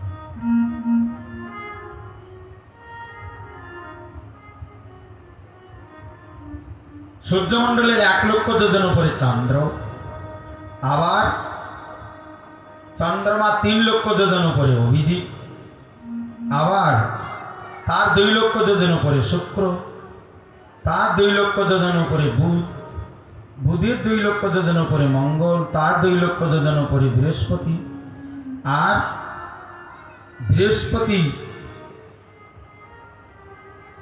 তার উপরে হচ্ছে 11 লক্ষ যোজন উপরে সপ্তর্ষি মণ্ডল। এটাই ভগবান বিষ্ণুর পরমপদ বা ধ্রুবলোক, তাই না? এটা শিশুমার চক্র বলা হয়, সেখান থেকে ভগবান সব কিছু দেখে। আর সূর্যের 10 লক্ষ যোজন নিচে হচ্ছে রাহু। এরকম 10 লক্ষ যোজন রূপে গ্রহগুলো অবস্থান করছে। আর আমরা যে ভূলোকে বাস করছি, ভূতল, প্রত্যেকটা ওই রকম। অতলে হচ্ছে ময়দানবের পুত্র বলের থাকার স্থান, বিতলে হচ্ছে হরগৌরীর বাস। এখানেই হাটক নামক সুবর্ণ উৎপন্ন হয়, যা সুবর্ণ খনি বিতল। আর সুতলে বলি মহারাজের স্থান, মহাতলে ফনাদারি সর্পগণের বাস। নিচের লোকগুলো সব হচ্ছে এই। আর ভূতল, এই সূর্যমন থেকে 1 লক্ষ যোজন নিচে আমাদের এই ভূতল। যতদূর হংস, সেন, ভাস, পাখিগুলো উড়ে যায় দেখা যায় পর্যন্তের সীমা। আর যতদূর বায়ু প্রবাহিত হয়, মেঘ বিচরণ করে, তা ভূগোলক। আর তারপরে হচ্ছে স্বর্গলোক। স্বর্গলোক এইরকম সূর্য থেকে 38 লক্ষ যোজন উপরে ধ্রুবলোক। ধ্রুবলোক থেকে 1 কোটি যোজন উপরে হচ্ছে মহলোক। আর মহলোক থেকে 2 কোটি যোজন উপরে হচ্ছে জনলোক। জনলোক থেকে 4 কোটি যোজন উপরে তপলোক। তপলোক থেকে 12 কোটি যোজন উপরে ব্রহ্মার স্থান সত্যলোক। আর সত্যলোক থেকে 1 কোটি 62 লক্ষ 1 কোটি 62 লক্ষ যোজন উপরে বৈকুণ্ঠ ধাম। 1 যোজন সমান 7 কিলোমিটার। 1 লক্ষ 1 কোটি 62 লক্ষ ইন্টু 7 গুণ করবেন, যা হবে হবে। এখন আমার হিসাব করার সময়। জয় ভগবান। এভাবে ভূমণ্ডল বর্ণনা করলেন। আর এই পৃথিবীর তলদেশে আছে সংকর্ষণ ভগবান। যখন প্রলয়কাল আসে, ভগবান উপরের থেকে সূর্যের তাপ, আর নিচের থেকে ওই রকম ভাবে সংকর্ষণের মুখা অনল নির্গত হয়ে এই পৃথিবী পুড়িয়ে ভস্ম হয়ে যায়। তারপরে দীর্ঘকাল বৃষ্টি সব প্লাবিত হয়ে যায়। তারপরে প্রচণ্ড সূর্যের তাপ সব জল শোষণ করলাম। তারপরে কি হলো, এই তাপ বায়ুতে মিশে যায়, বায়ু আকাশে মিশে যায়, আকাশ মহত্তত্ত্বে মিশে যায়, মহত্তত্ত্ব ভগবানে মিশে যায়, পৃথিবী প্রলয়। জয় গোবিন্দ কি জয়। এই পৃথিবীতে জন্ম নিলে মানুষের পাপ আছে, পাতকে শ্রেণী বিভাগ করা হয়েছে। যা জীবকে মানে পতন ঘটায়, পাতয়তি ইতি পাতক। অতিপাতক মাতৃগমন, কন্যাগমন, পুত্রগমন গমন, মহাপাতক ব্রাহ্মণ হত্যা এবং সুরা মদ গ্রহণকারী, আবার এসব ব্রাহ্মণের সুবর্ণ চুরি, গুরুপত্নী গমন, এগুলো মহাপাতক। অনুপাতক 35 প্রকার। নিচু জাতি হয়ে উচ্চ জাতি বলে পরিচয় দিয়া, প্রাণদণ্ড হতে পারে রাজার নিকট এমন দোষ বলা, গুরুজনদের মিথ্যা দোষ রোধ না করা, বেদত্যাগ বা বেদ পড়ে ভুলে যাওয়া, বেদনিন্দা, কুটিল কথা বলে সাক্ষী দেওয়া এবং অখাদ্য দ্রব্য ভোজন করা, এসব সুরাপানের সমান। এই জন্য বিষটা যেখানে সেখানে যদি কোনো দ্রব্য হয়, ও খেতে নেই। মাগুর মাছ খাবেন, দেখবেন কি সুন্দর, তাই না? মাগুর মাছ কি কি খায় জানেন? সব কথা বলবো না আমি এখন পাঠের মধ্যে। জয় ভগবান।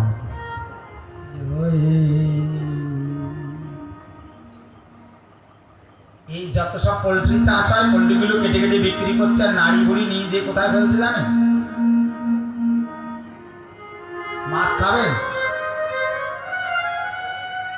জয় ভগবান কি।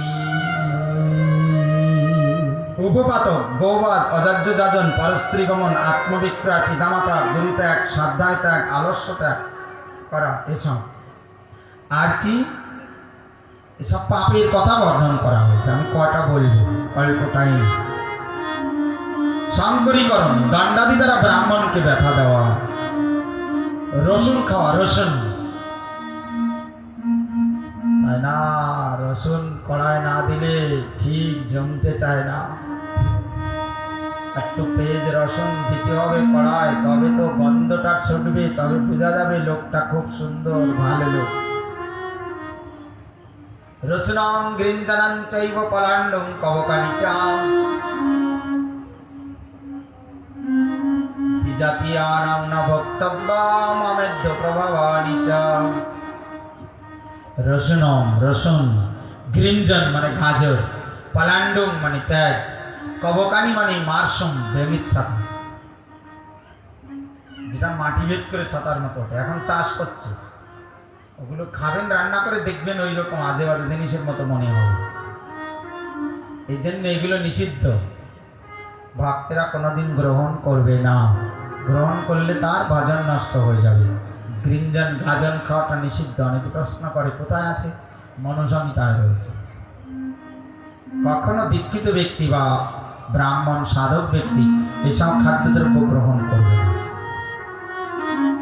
পাখি হত্যা, জলচর প্রাণী হত্যা, মৎস্যাদি জলজ প্রাণী হত্যা, কৃমি হত্যা, কীট হত্যা, মদ সংশ্লিষ্ট দ্রব্য ভোজন, কোনো জিনিস মদের সাথে মিশিয়ে খাওয়া, এসব বললে এখন মারবে লোক, তাই না? এসব খলাকে, এই করাকে বলা হয়েছে মলাবহ পাপ। এইরকম অনেক পাপ বলছে কোনোদিন। এই জন্য অনেকে প্রশ্ন করে কোথায় লেখা আছে মাছ মাংস খাওয়া যাবে না। প্রমাণ দেব? দেখুন আমার এখানে সব ডায়েরি থেকে লেখা আছে, সমস্ত বেদ পুরাণ উপনিষদ থেকে। শিব ঠাকুর সাত্ততন্ত্রে বলছেন, কৃত্যান্ন দেবতা পূজান পশু হত্যা নরদমা যদি তে স্বর্গতিং জানতি নরকাং জানতি কে তদা। যারা পশু হত্যা করে দেবদেবীর পূজা করে ওরা যদি নরকে না যায় তাহলে নরকে যাবে কে? যজ্ঞে পশুর আলোভনী নৈব দোষস্তি যদ্বাচক অপি প্রবৃত্তি রাগিনং নিবৃত্তিশ্চ গরীয়সী। প্রবৃত্তি মানুষকে দুঃখ দেয়, নরকে নিয়ে চলে যায়। নিবৃত্তি গরীয়সী, নিবৃত্তি মার্গে চিকিৎসা চলা উচিত। আমার যেহেতু টাইম কম, এই জন্য আমি বিস্তৃত ব্যাখ্যায় যেতে পারছি না। আমাকে 3-4টে স্কন্ধ পার হয়ে আজ ভগবানের আবির্ভাব ঘটাতে হবে। জয় গোবিন্দ কি। এবার বলছেন যারা পরের ধন সন্তান পর স্ত্রী হরণ করে, জমদূতগণ ওদেরকে কাল পাশে বদ্ধ করে তামিশ্র নরকে নিয়ে যায়। পর স্ত্রী ভোগকারীকে ছিন্নমূল বৃক্ষের মতো পাতিত করে নানা যাতনা দিতে থাকে। খুব ভালো লাগে একটু নারীরা সেজে গুজে পথে আসলে একটু কথা বলতে ভালো লাগে, একটু মনে হয় নিজের স্ত্রী ছেড়ে একটু ভাব জমায়, তাই না? আর নারীগুলো একজন পুরুষকে কতদিন বা ভালো লাগবে, একটুখানি ট্রান্সফার করারও দরকার বলে মনে করে। কিন্তু রেডি থাকুন, যমদূতগণ ওকে ধরে নিয়ে যে ওর চোখ তুলে বলে, যে চোখে তুমি পরপুরুষ বা পর নারীর প্রতি খারাপ দৃষ্টি প্রদান করেছো ওর চোখটাকে তোমার তুলে নিয়ে তোমাকে কুম্ভিপাক নরকে ফেলে দিও। এই জন্য বলছে অন্ধতা মিশ্রত তামিচ্ছা। আর কি করে জানেন? ওদেরকে ওই রকম অগ্নিপিণ্ডের মতো নারী মূর্তি, লৌহ দ্বারা নারী মূর্তি তৈরি করে বলে, এই ধর। হ্যাঁ, যমদূতগণ পিছনে পেটাতে থাকে, আর যেই আলিঙ্গন করে সেই ওর দেহ গলগল করে পুড়িয়ে যেতে থাকে, তাই না? এমন এমন নির্মম কষ্ট দেওয়া হয় যমলোকে। এখানে সব ভাগবতে পঞ্চম স্কন্ধে বর্ণনা রয়েছে, আমি সব তুলে রেখেছি। জয় ভগবান কি।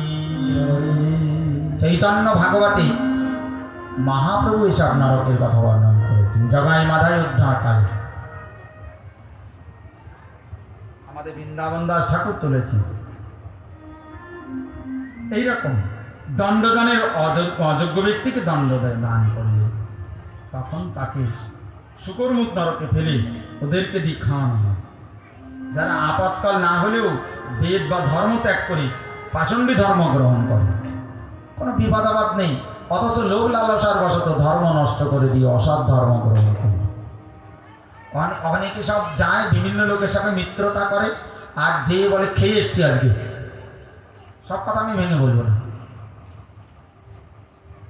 যারা আপাতকাল বিনা যেখানে সেখানে যে নিষিদ্ধ বস্তুগুলোকে খেয়ে আসে, এদেরকে কি করা হয় জানেন? ওই রকম যমদূতগণ দীর্ঘ চন্দ্র বিশিষ্ট রূপ ধরে ধরে ওর গায়ের মাংস টেনে টেনে ছেড়ে ছেড়ে খায়। এইরকম যেমন যেমন পাপ করে মানুষকে আমি কি বর্ণনা করবো অল্প টাইম।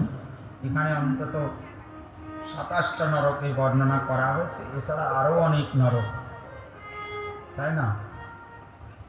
বলছেন যে ব্যক্তি সর্বাধিক খল স্বভাব প্রাণীবৎ ক্রোধী হইয়া প্রাণীকুলকে পীড়ন করে, খল স্বভাব হয়ে প্রাণীগণকে মারে।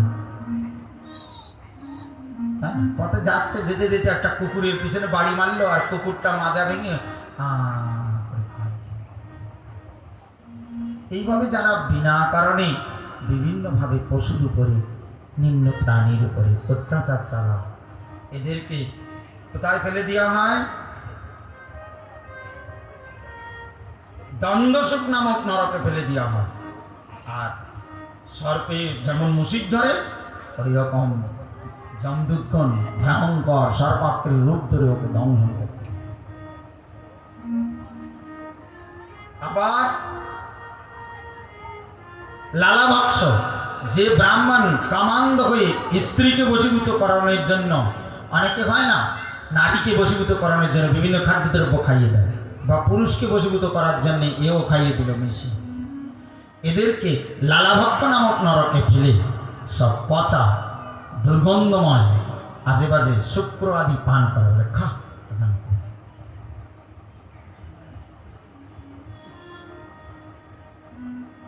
কি হয়েছে? আর বর্ণনা দেবো, ভয় করবে না তো?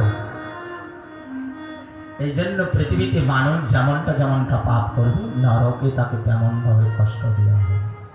আর শুধু ওই নয়, পৃথিবীতে যেয়ে দেখবেন, আমি একদিন আরজি করে গিয়েছি, আমাদের একটা আত্মীয় ভর্তি ছিল তাই দেখতে, কিন্তু আমি তখন বিভিন্ন ওয়ার্ডগুলো ঘুরে দেখতে দেখতে সব কি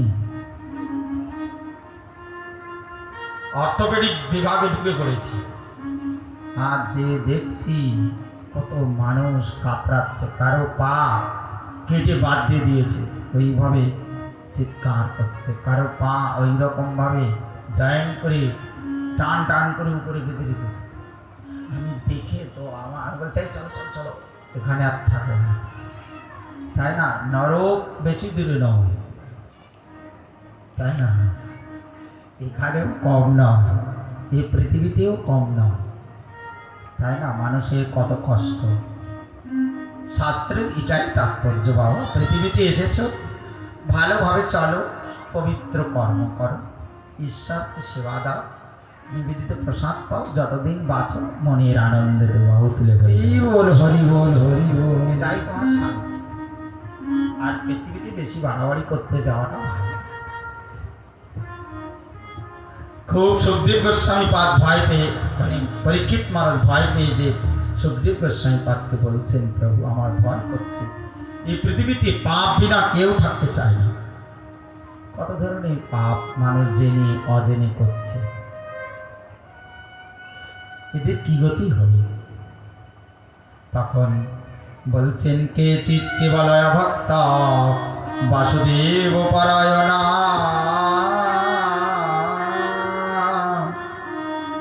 অগন্ধন্তি কর্ষ্ণে ও নিহারি ও ভাস্কর।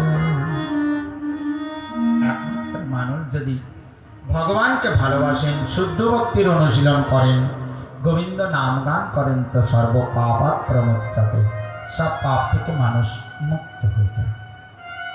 অন্য কোনো রাস্তায় পাপ দূর হয় না। অনেকে দেখবেন, সেদিন যেন কে আমাকে বলছে আপনারা কিছু চান্দ্রায়ণাদি করেন, তার মানে একজন বিছানায় পড়ি বেড হয়ে আজ 8-10 বছর পড়ে গেছে, চান্দ্রায়ণ করবে বলে আমাকে বলছে। আমরা বলছি, আমি বললাম ওসব আমরা করি না, আপনি তার সামনে গীতা পড়ুন, ভাগবত পড়ুন, হরিনাম করুন, তাকে হরিনাম শোনান। চান্দ্রায়ণ করলে কি হয়? আপাতত বেদমার্গের মন্ত্র পড়ে তার মানে পাপ নষ্ট করার চেষ্টা করা হয়, কিন্তু ওর মন থেকে পাপের প্রবৃত্তি যায় না। ও যদি মরণ আসে সঙ্গে সঙ্গে মরে যায়, আর যদি মরণকাল না আসে ও খানিকটা সুস্থ হয়ে যায়। সুস্থ উঠে আবার যে পাপ সেই পাপে পড়ে। এটা এনে দাও খাবো, আজকে খাসির মাংস খাবো, আজকে না ওইটার পরে লো হয়েছে এনে দাও, আবার যে পাপ। একটা হাতিকে যদি ভালো করে সাবান দিয়ে স্নান করে দেওয়া যায়, কি করবে বলেন তো? যে ওর দেহটা পরিষ্কার হবে, সব ওই বেড়ি পোকা বলে আগে কাজ, ছোট ছোট ছোট ছোট পোকা ও রোমকূপ দিয়ে দেহের মধ্যে ঢোকে, আর ও ছোট ছোট ছোট ছোট আর কি করে ছাই বালি যা পায় সুর দিয়ে তুলে ফুস করে দেবে। তাই বলছেন হস্তি স্নানবৎ এ চান্দ্রানাদি ব্রত জীবের পাপ আপাতত নষ্ট করলেও অন্তর থেকে পাপ প্রবৃত্তি কোনোদিন যায় না। কিন্তু যে ব্যক্তি সদ্গুরু চরণ আশ্রয় করে শুদ্ধ অন্তরে সরল হয়ে গোবিন্দ ভজন করে, সে কোনোদিন মনে মনেও পাপ করে না। হরি বল হরি বল। তাই উদাহরণ দিচ্ছেন, এককালে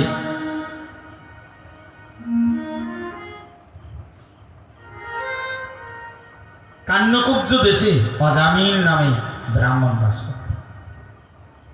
ছোটবেলায় ভগবানকে পূজা করতেন, ব্রাহ্মণ ঘরে জন্ম তো, বাবা মাকে সেবা করতেন, গৃহ সুন্দরী স্ত্রী ছিল। কিন্তু একদিন বনে বাবা মার জন্য ফলমূল কাষ্ঠ সংগ্রহ করতে গেছেন। আসার সময় তার কপালে দুর্ভাগ্য ঘটে গেল। বৃষলী নাম্নী একটা অসৎ চরিত্র বিশিষ্ট নারী তার কার্যকলাপ দেখে, হাব ভাব দেখে নিজেকে আর নিয়ন্ত্রণ করতে পারছে না। যেন শাস্ত্রে আছে, এই যে মায়েরা অশালীনভাবে পথে ঘুরে বেড়ায়, এসব খুব খারাপ জিনিস। আজকাল যে মানে আমি কালকেই একটা মোবাইলে দেখছিলাম, এখন আমি বলবো না গ্রাম্য কথা,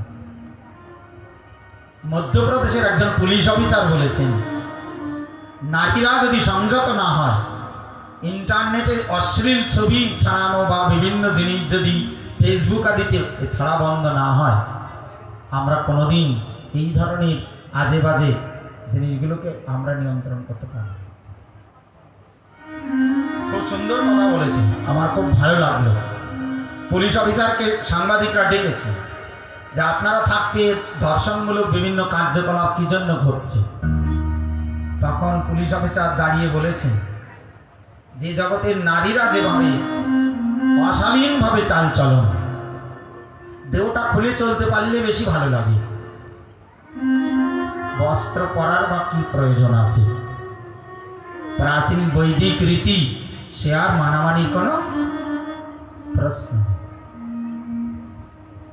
আর কি মাদক দ্রব্য সেবন, মদ খেলে মানুষের বিবেক ঠিক থাকে? আজ কি করছে, হাটে ঘাটে বাজারে সব সময় মদ বিক্রি হচ্ছে, আর এই মানুষ খেয়ে উন্মাদ হয়ে যাচ্ছে। আর তারপরে ইন্টারনেট সমস্ত খুলবেন, দেখবেন যত রকম অশালীনতা। আর তাতে কি হবে, এসব দেখে দেখে আর ওই মাদক দ্রব্য সেবা করলেও নিজেকে নিজে কন্ট্রোল করতে হচ্ছে। এসব হচ্ছে কারণ, শুধু দোষ দিলে হবে না। আমরা যদি নিজেরা ভালো না হই, পুলিশ কি করবে? পুলিশ কি আমার ঘরের মধ্যে বসে থাকবে? একটা গ্রামে কি পুলিশ সারা রাত ধরে পাহারা দেবে? পুলিশ কি করবে? মানব যদি অসৎ হয়, প্রশাসন কি করবে? বলি, আপনি যদি কোটি কোটি প্রশাসন দিয়ে দেন, তবুও মানব শুদ্ধ না হলে কোনোদিন এ সমাজের দুর্নীতি রোধ হবে না। দুর্যোধনের লোক মতো লোকের, দুঃশাসনের মতো লোকের অভাব পৃথিবীতে নেই। এখন হাজারো দুর্যোধন, হাজারো দুঃশাসন। এই জন্য কথাটা বুঝি, এ তো ভালো ছেলে, শান্ত বিনম্র, কিন্তু বন থেকে আসছে আর ওই অশালীন নারীর অশালীনতা দর্শন করে ও নিজেকে নিয়ন্ত্রণ করতে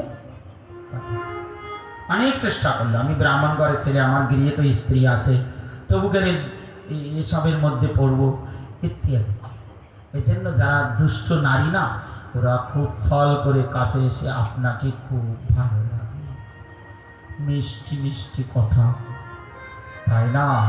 আমি বাড়ির থেকে না খুব ভালো খাবার তৈরি করেছি, একটু খান না। ওই খাওয়াটা হচ্ছে পাপ। যে নারী অত্যন্ত কামুকা, যার হৃদয়ের মধ্যে অসৎপ্রবৃত্তি আছে, সে যতই দীক্ষা গ্রহণ করুক, কপালে তিলক নিক আর যাই করুক ভণ্ডামি, ও যখন ওই কামনা চিন্তা করতে করতে খাবার তৈরি করে কোনো সাধু সন্ত বা কারো দেবী, ও যেই খাবে সেই ওর মধ্যে অ্যাকশন শুরু হয়ে যাবে, যেই খাবে সেই মনে টান শুরু হয়ে যাবে। না কেমন ভালোবাসে, খাবারটা কি সুন্দর দিল, একদিন একটু কথা বলবো, ফোন করি, আর শুরু হয়ে যাবে রোগ। আর এমন ভবরোগে ধরবে, জীবন যায়, মান যায়, সব যায়, ওর রোগ আর ছাড়াচ্ছে না। এই জন্য যার তার হাতের জিনিস যখন তখন খাওয়া, এগুলো নিষেধ, খারাপ ভাববে না। সমাজে যে সাধারণ জেনারেল মানুষগুলো কি করে, এ বৌদি এক কাপ চা দাও, আমি জেনারেল কথার মধ্যে যাচ্ছি, খারাপ ভাববে না। আর যে তার সঙ্গে বেশ গল্প জমালো আর চা খেলো, বেশ ভালো লাগলো প্রথম দিন, আর এইরকম করে চলাচল করতে করতে একদিন তার হাতে খেলো, যেতে যেতে এমন দুরবস্থায় পড়ে গেল, শেষ পর্যন্ত সব আগুন ধরে বসছে। এসব গ্রাম্য কথা আমার চেয়ে আপনারা বেশি জানেন, এই জন্য আমি শিক্ষা দিতে চাই।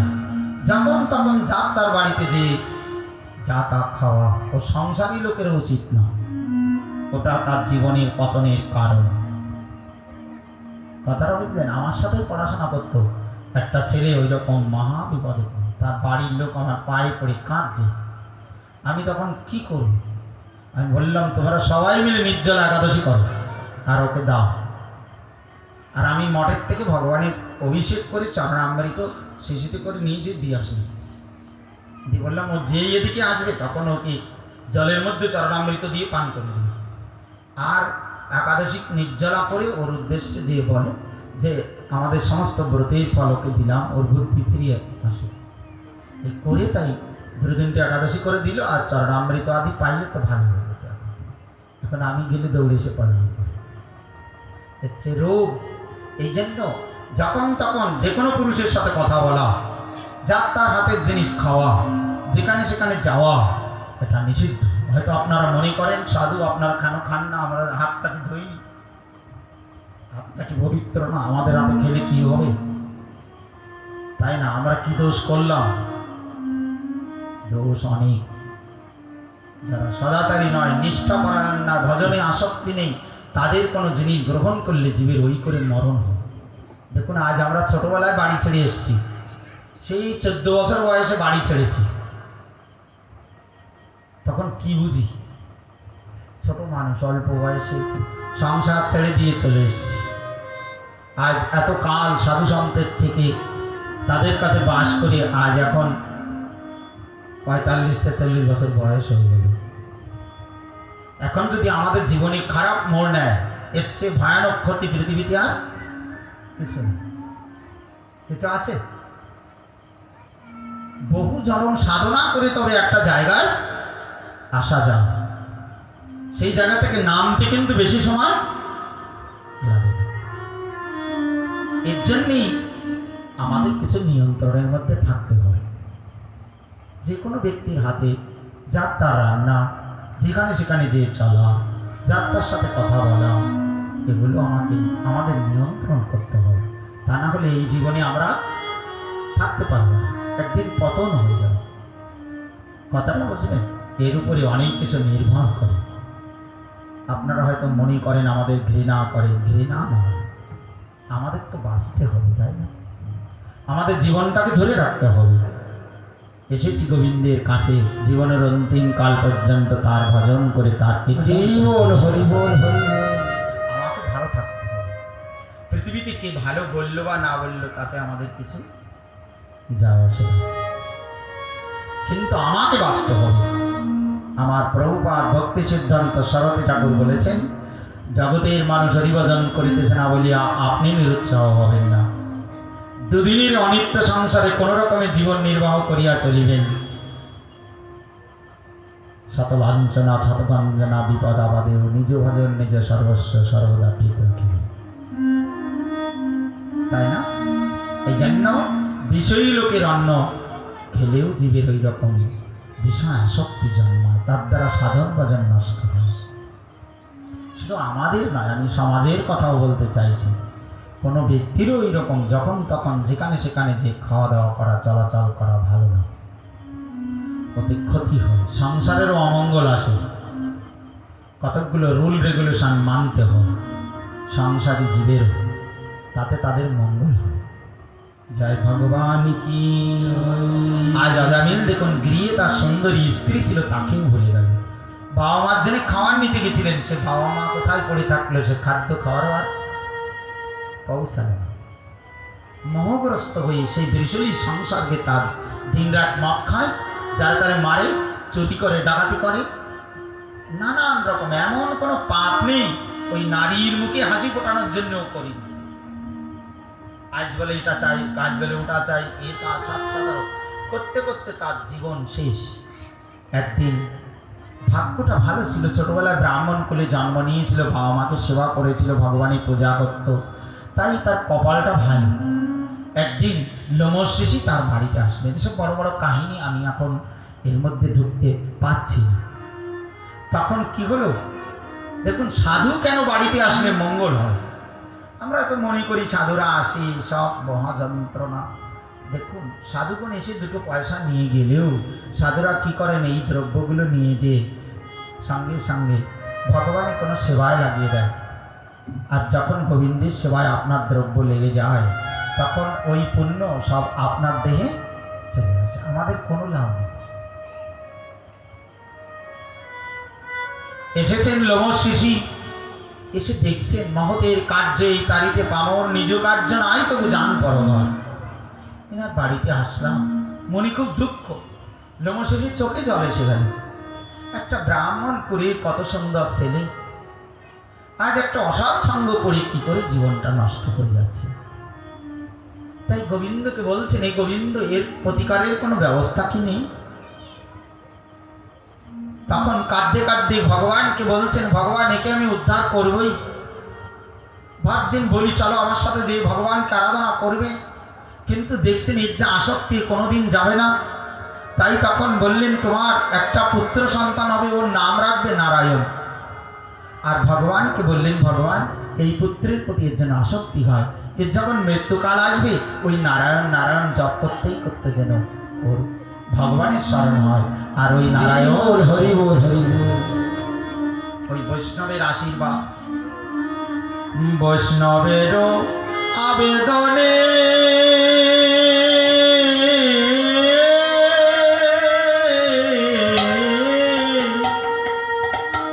কৃষ্ণ দয়া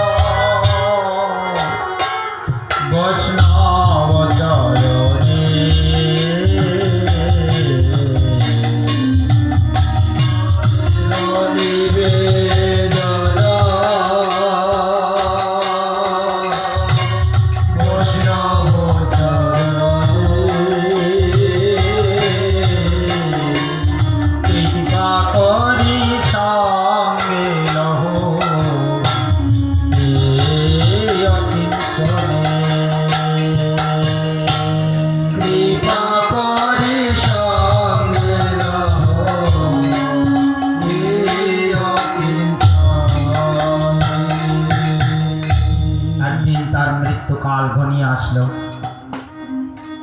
যমদূতগণ এসে তাকে যাতনা দিয়ে দেহ থেকে আত্মাটাকে বের করে নিচ্ছে। ভয়ে সন্ত্রস্ত হয়ে পুত্রটাকে ডাকছে, নারায়ণ নারায়ণ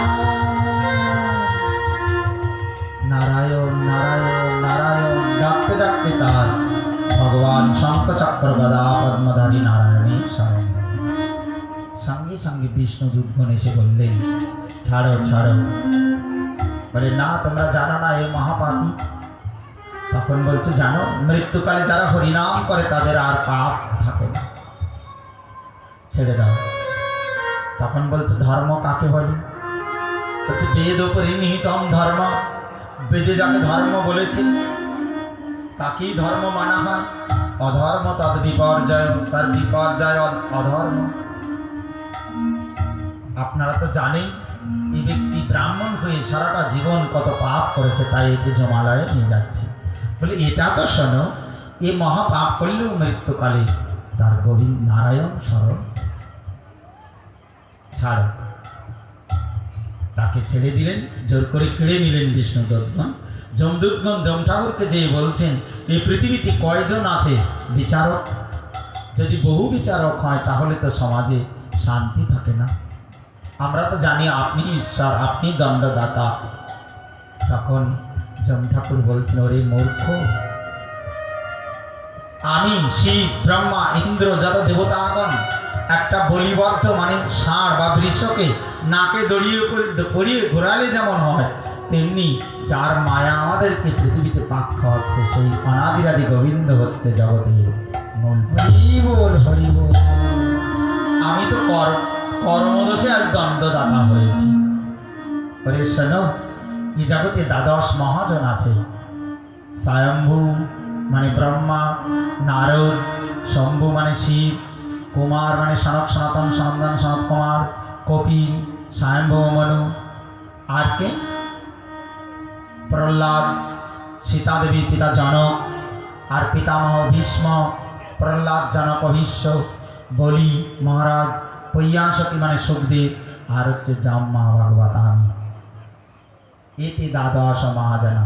তারা যেটাকে ধর্ম বলেছে ওটা ধর্ম, আর তার বিপরীত কথা হচ্ছে অধর্ম। তাই শোনো, তাদের এটা বক্তব্য, মানুষ যদি মহাপাপ করে ওই পাপও কিন্তু দূর হয়ে যায় যদি গোবিন্দ নাম সংকীর্তন করে। এই মৃত্যুকালে হরিনাম করেছে, তাই তার সে যতই পাপ করুক সে পাপ দূরে চলে গেছে। বলে, শোনো, যার জিহ্বা কখনো গোবিন্দ নাম কীর্তন করে না, যার চিত্ত ভগবানকে স্মরণ করে না, কৃষ্ণকে যার মস্তক প্রণাম করে না, তোমরা এই সমস্ত বিষ্ণু কীর্তহীন নরাধমকে ধরে ধরে আমার লোকে আনবে। যারা গোবিন্দ নাম গান করে তাদেরকে কখনো আমার লোকে আনবে না। আর এই পৃথিবীতে যারা সদ্গুরু চরণাশ্রয় করে গোবিন্দে নিবেদিত প্রসাদ পেয়ে নিরপরাধে হরিনাম করে, এরা কোনোদিন নরক ভাজন নয়।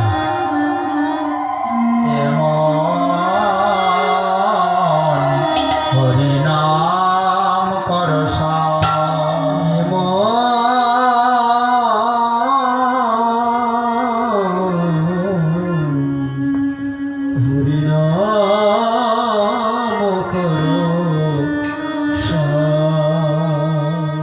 ভব সাগর হবে বালুচর।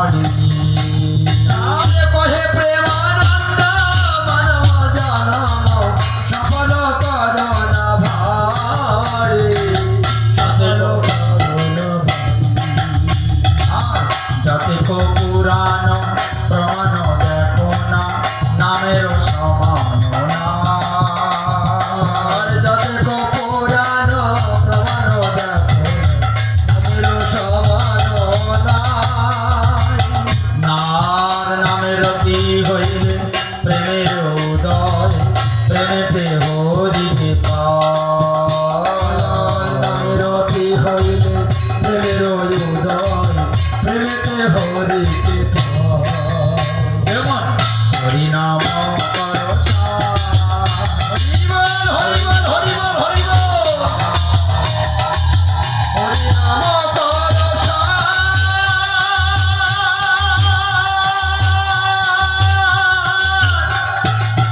হরিনাম করসা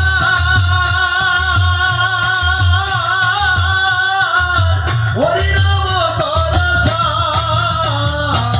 হেমো হরিনাম করসা হেমো হরিনাম করসা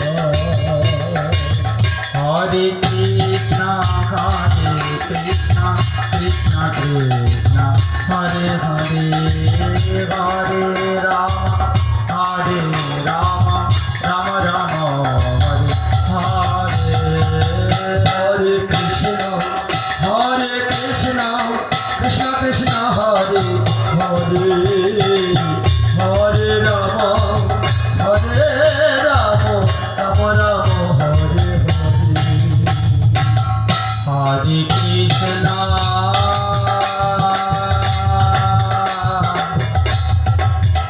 হরে কৃষ্ণ কৃষ্ণ কৃষ্ণ হরে হরে হরে রাম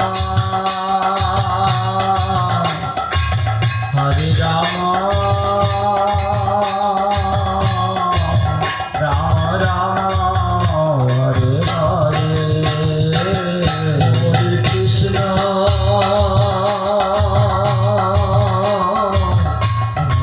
কৃষ্ণ কৃষ্ণ কৃষ্ণ হরে হরে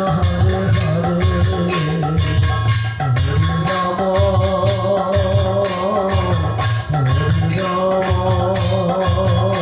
রাম রাম হরে হরে কৃষ্ণ কৃষ্ণ কৃষ্ণ হরে হরে রাম রাম রাম হরে হরে কৃষ্ণ হরে কৃষ্ণ কৃষ্ণ কৃষ্ণ হরে হরে হরে রাম রাম রাম হরে হরে হরে কৃষ্ণ কৃষ্ণ কৃষ্ণ হরে হরে হরে রাম রাম হরে হরে কৃষ্ণ হরে কৃষ্ণ কৃষ্ণ কৃষ্ণ হরে হরে হরে রাম রাম রাম হরে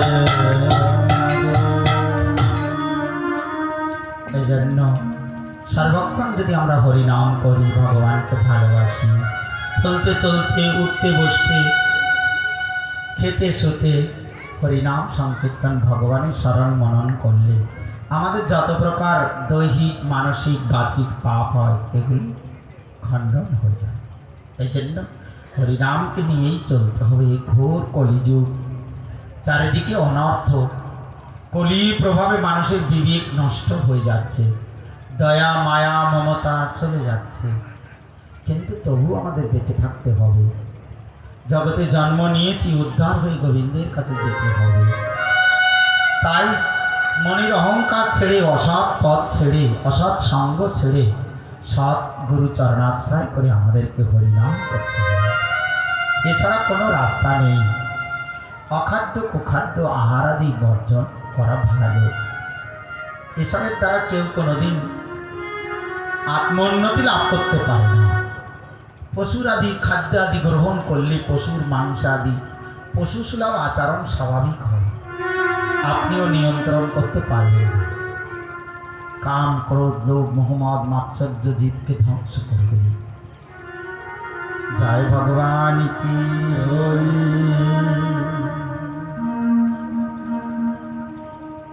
সেই প্রচেতাগণের পুত্র হয়ে জন্ম নিলেন কে? দক্ষ প্রজাপতি। কোন দক্ষ? প্রচেতার দক্ষ নাম হলো। সেই শাকমন্ডল হলো না, তখন উনি লজ্জায় এ জীবন ত্যাগ করে দিয়েছে, তাই না? আর ওই জীবন ত্যাগ করে তিনি আবার প্রচেতার দক্ষ। এবার তিনি সাধনার প্রভাবে পঞ্চজন কন্যা অশিগ্নিকে বিবাহ করেন আর তার থেকে তার সন্তান হয়। প্রথমে হয় হর্যস্ব, তাদেরকে নারদমুনি সৎ উপদেশ প্রদান করে বলেন, এ সংসারে তোমরা এভাবে সংসারে ঢুকো না, যাও আগে ভগবানকে আরাধনা করো। তাদেরকে উদ্ধার করে দিলেন। পরে আবার না আর 10,000 পুত্র হলো, যাদের নাম হলো সবলস্য, তাদেরকেও তত্ত্বজ্ঞান দিয়ে মুক্ত করে দিলেন। আর তাতে প্রচেতার দক্ষের খুব রাগ হল। নারদকে বললেন, আমি অভিশাপ দিলাম, তুমি কোনোদিন এক জায়গায় থাকতে পারবে না। বললেন, তো ভালো, আমাকে অভিশাপ দিলেন না, আশীর্বাদ করলেন। এক জায়গায় থাকলে মানুষের প্রতি, স্থানের প্রতি, কালের প্রতি মায়া হবে। আর আমি কি করব? ত্রিলোক বিনা বাজিয়ে ঘুরে বেড়াবো আর হরিনাম করবো। কি সুন্দর! আরেকবার বলুন, তাই না? জয় ভগবান কি জয়। এরপরে দক্ষ প্রজাপতি 60টা কন্যা আবির্ভাব হল। এর থেকেই যত দেবতা দেব সব আবির্ভূত হয়। বিনতা আদি, গরুড় আদি, এদিকে আমার সমস্ত দেব দেবতা, দিতি অদিতি সব তাদের প্রভাবে অসুর আদি সব উৎপন্ন হয়। একদিন কি হলো, দেবগুরু বৃহস্পতি তিনি দেবরাজ ইন্দ্রের সভায় গেছেন। আর দেবরাজ ইন্দ্রের সভায় নাচ গান আদি হচ্ছে। আর সেই সব নাচ গান আদি শ্রবণ করে কি হলো, দেবরাজ ইন্দ্র এতটা মোহিত যে দেবগুরু বৃহস্পতি গিয়েছেন, তাকে একটু সম্মান করবেন, সে আর করেন। তখন বললেন, অভিমান করে চলে গেলেন আর বললেন, আমি এসব দেবতাদের পৌরোহিত্য আর করব না। তখন দেবতাদের পৌরোহিত্য কে করবে? তখন তিনি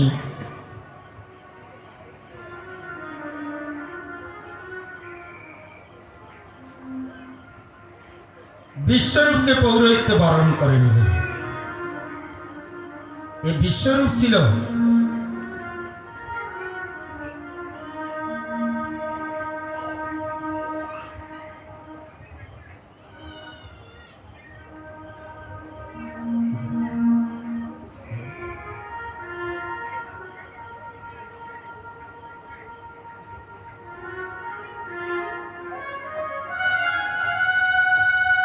দেবতারই পুত্র,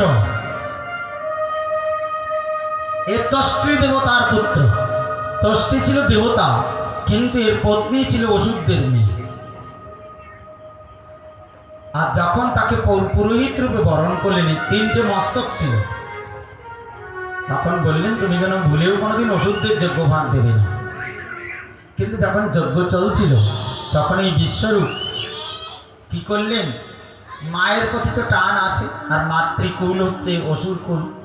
এই জন্য কখনো কখনো ওং ইন্দ্রায় স্বাহা, ওং বরুণায় স্বাহা, দেবতাদের উদ্দেশ্যে যখন আহুতি দিচ্ছিলেন, তখন জোরে জোরে মন্ত্র বলছিলেন। আর মায়ের কথা মনে করি মাঝে মাঝে, ওম কুলুম অসুরায় স্বাহা। আস্তে আস্তে ওষুধদের আহুতি দিয়ে দিচ্ছে। ওষুধদের আহুতি দিলেই তোরা শক্তিমান হয়ে উঠবে। আর তাতে দেবরাজ ইন্দ্র খুব রেগে গিয়েছিলেন। তখন এক বজ্র দিয়ে 3টে মুন্ডু কেটে দিয়েছিলেন বিশ্বরূপে। পৌরোহিত্য বরণ করে আবার তার মুন্ডু কেটে দেওয়া অন্যায়। এই 3টে মাথার একটা মাথা দিয়ে তিনি কি করতেন, সোমরস পান করতেন। আর সেই মস্তক থেকে হয়েছিল চাতক পাখি। সেকেন্ড মস্তক দিয়ে কি করতেন, তিনি মদ পান বা সোরা পান করতেন, তার থেকে হয়েছিল চটক বা কলবিঙ্ক পক্ষী। আর তৃতীয়টি দিয়ে অন্ন ভোজন করতেন, তার থেকে হয়েছিল তিতির পাখি। কিন্তু দেবরাজেন্দ্রের ব্রহ্মহত্যা পাপ হয়। পাপ তাকে তাড়া করে নিয়ে বেড়াতে থাকে। তখন পাপ 4 জায়গায় ভাগ করে দেয়। কোথায় কোথায়? রজস্বলা নারী, মানে নারী জাতি নেয়, জল নেয়, বৃক্ষ নেয়, আর কে নেয়? পৃথিবী, ধরণী। তখন বলেন, এই জন্য মাসে মাসে নারীদের দেহে যে কালটা আসে, ওটাকে বলা হয় সেই ব্রহ্মহত্যা পাপের প্রকাশ। এই জন্য ওই সময় তাদেরকে দেখে মন্দিরে প্রবেশ করা, স্পর্শ করা বা ওই সময় সমস্ত মাঙ্গলিক কার্য নিষিদ্ধ। আর বৃক্ষ দেহিতে প্রক্রিয়া সমান। এই জন্য বৃক্ষের আটা দেখেন না, কেটে দিলে খানিক আটা ঝরে, আটা হচ্ছে ব্রহ্মহত্যা পাপের প্রকাশ। আটা যদি সরাসরি গ্রহণ করেন আপনার দেহে ব্রহ্মহত্যা পাপ লেগে যাবে। যে জমিতে কোনো ফসল হয় না, মরুভূমির মতো, তো জানবেন ওখানে ব্রহ্মহত্যা প্রকাশ। এই জন্য ওখানে কোনোদিন পা দিয়ে চলতে নেই, চললেই ব্রহ্মহত্যা পাপ লাগে। আর জলের গ্লাসে বা জলে যখন বুদবুদ হয়, গ্লাসে জল ঢাললেন দেখবেন টাপাটাপাটা ব্রহ্মহত্যা। ওই সময় যদি ওই বুদবুদ সহ জল পান করেন, সঙ্গে সঙ্গে কি হবে জানেন? ব্রহ্মহত্যা।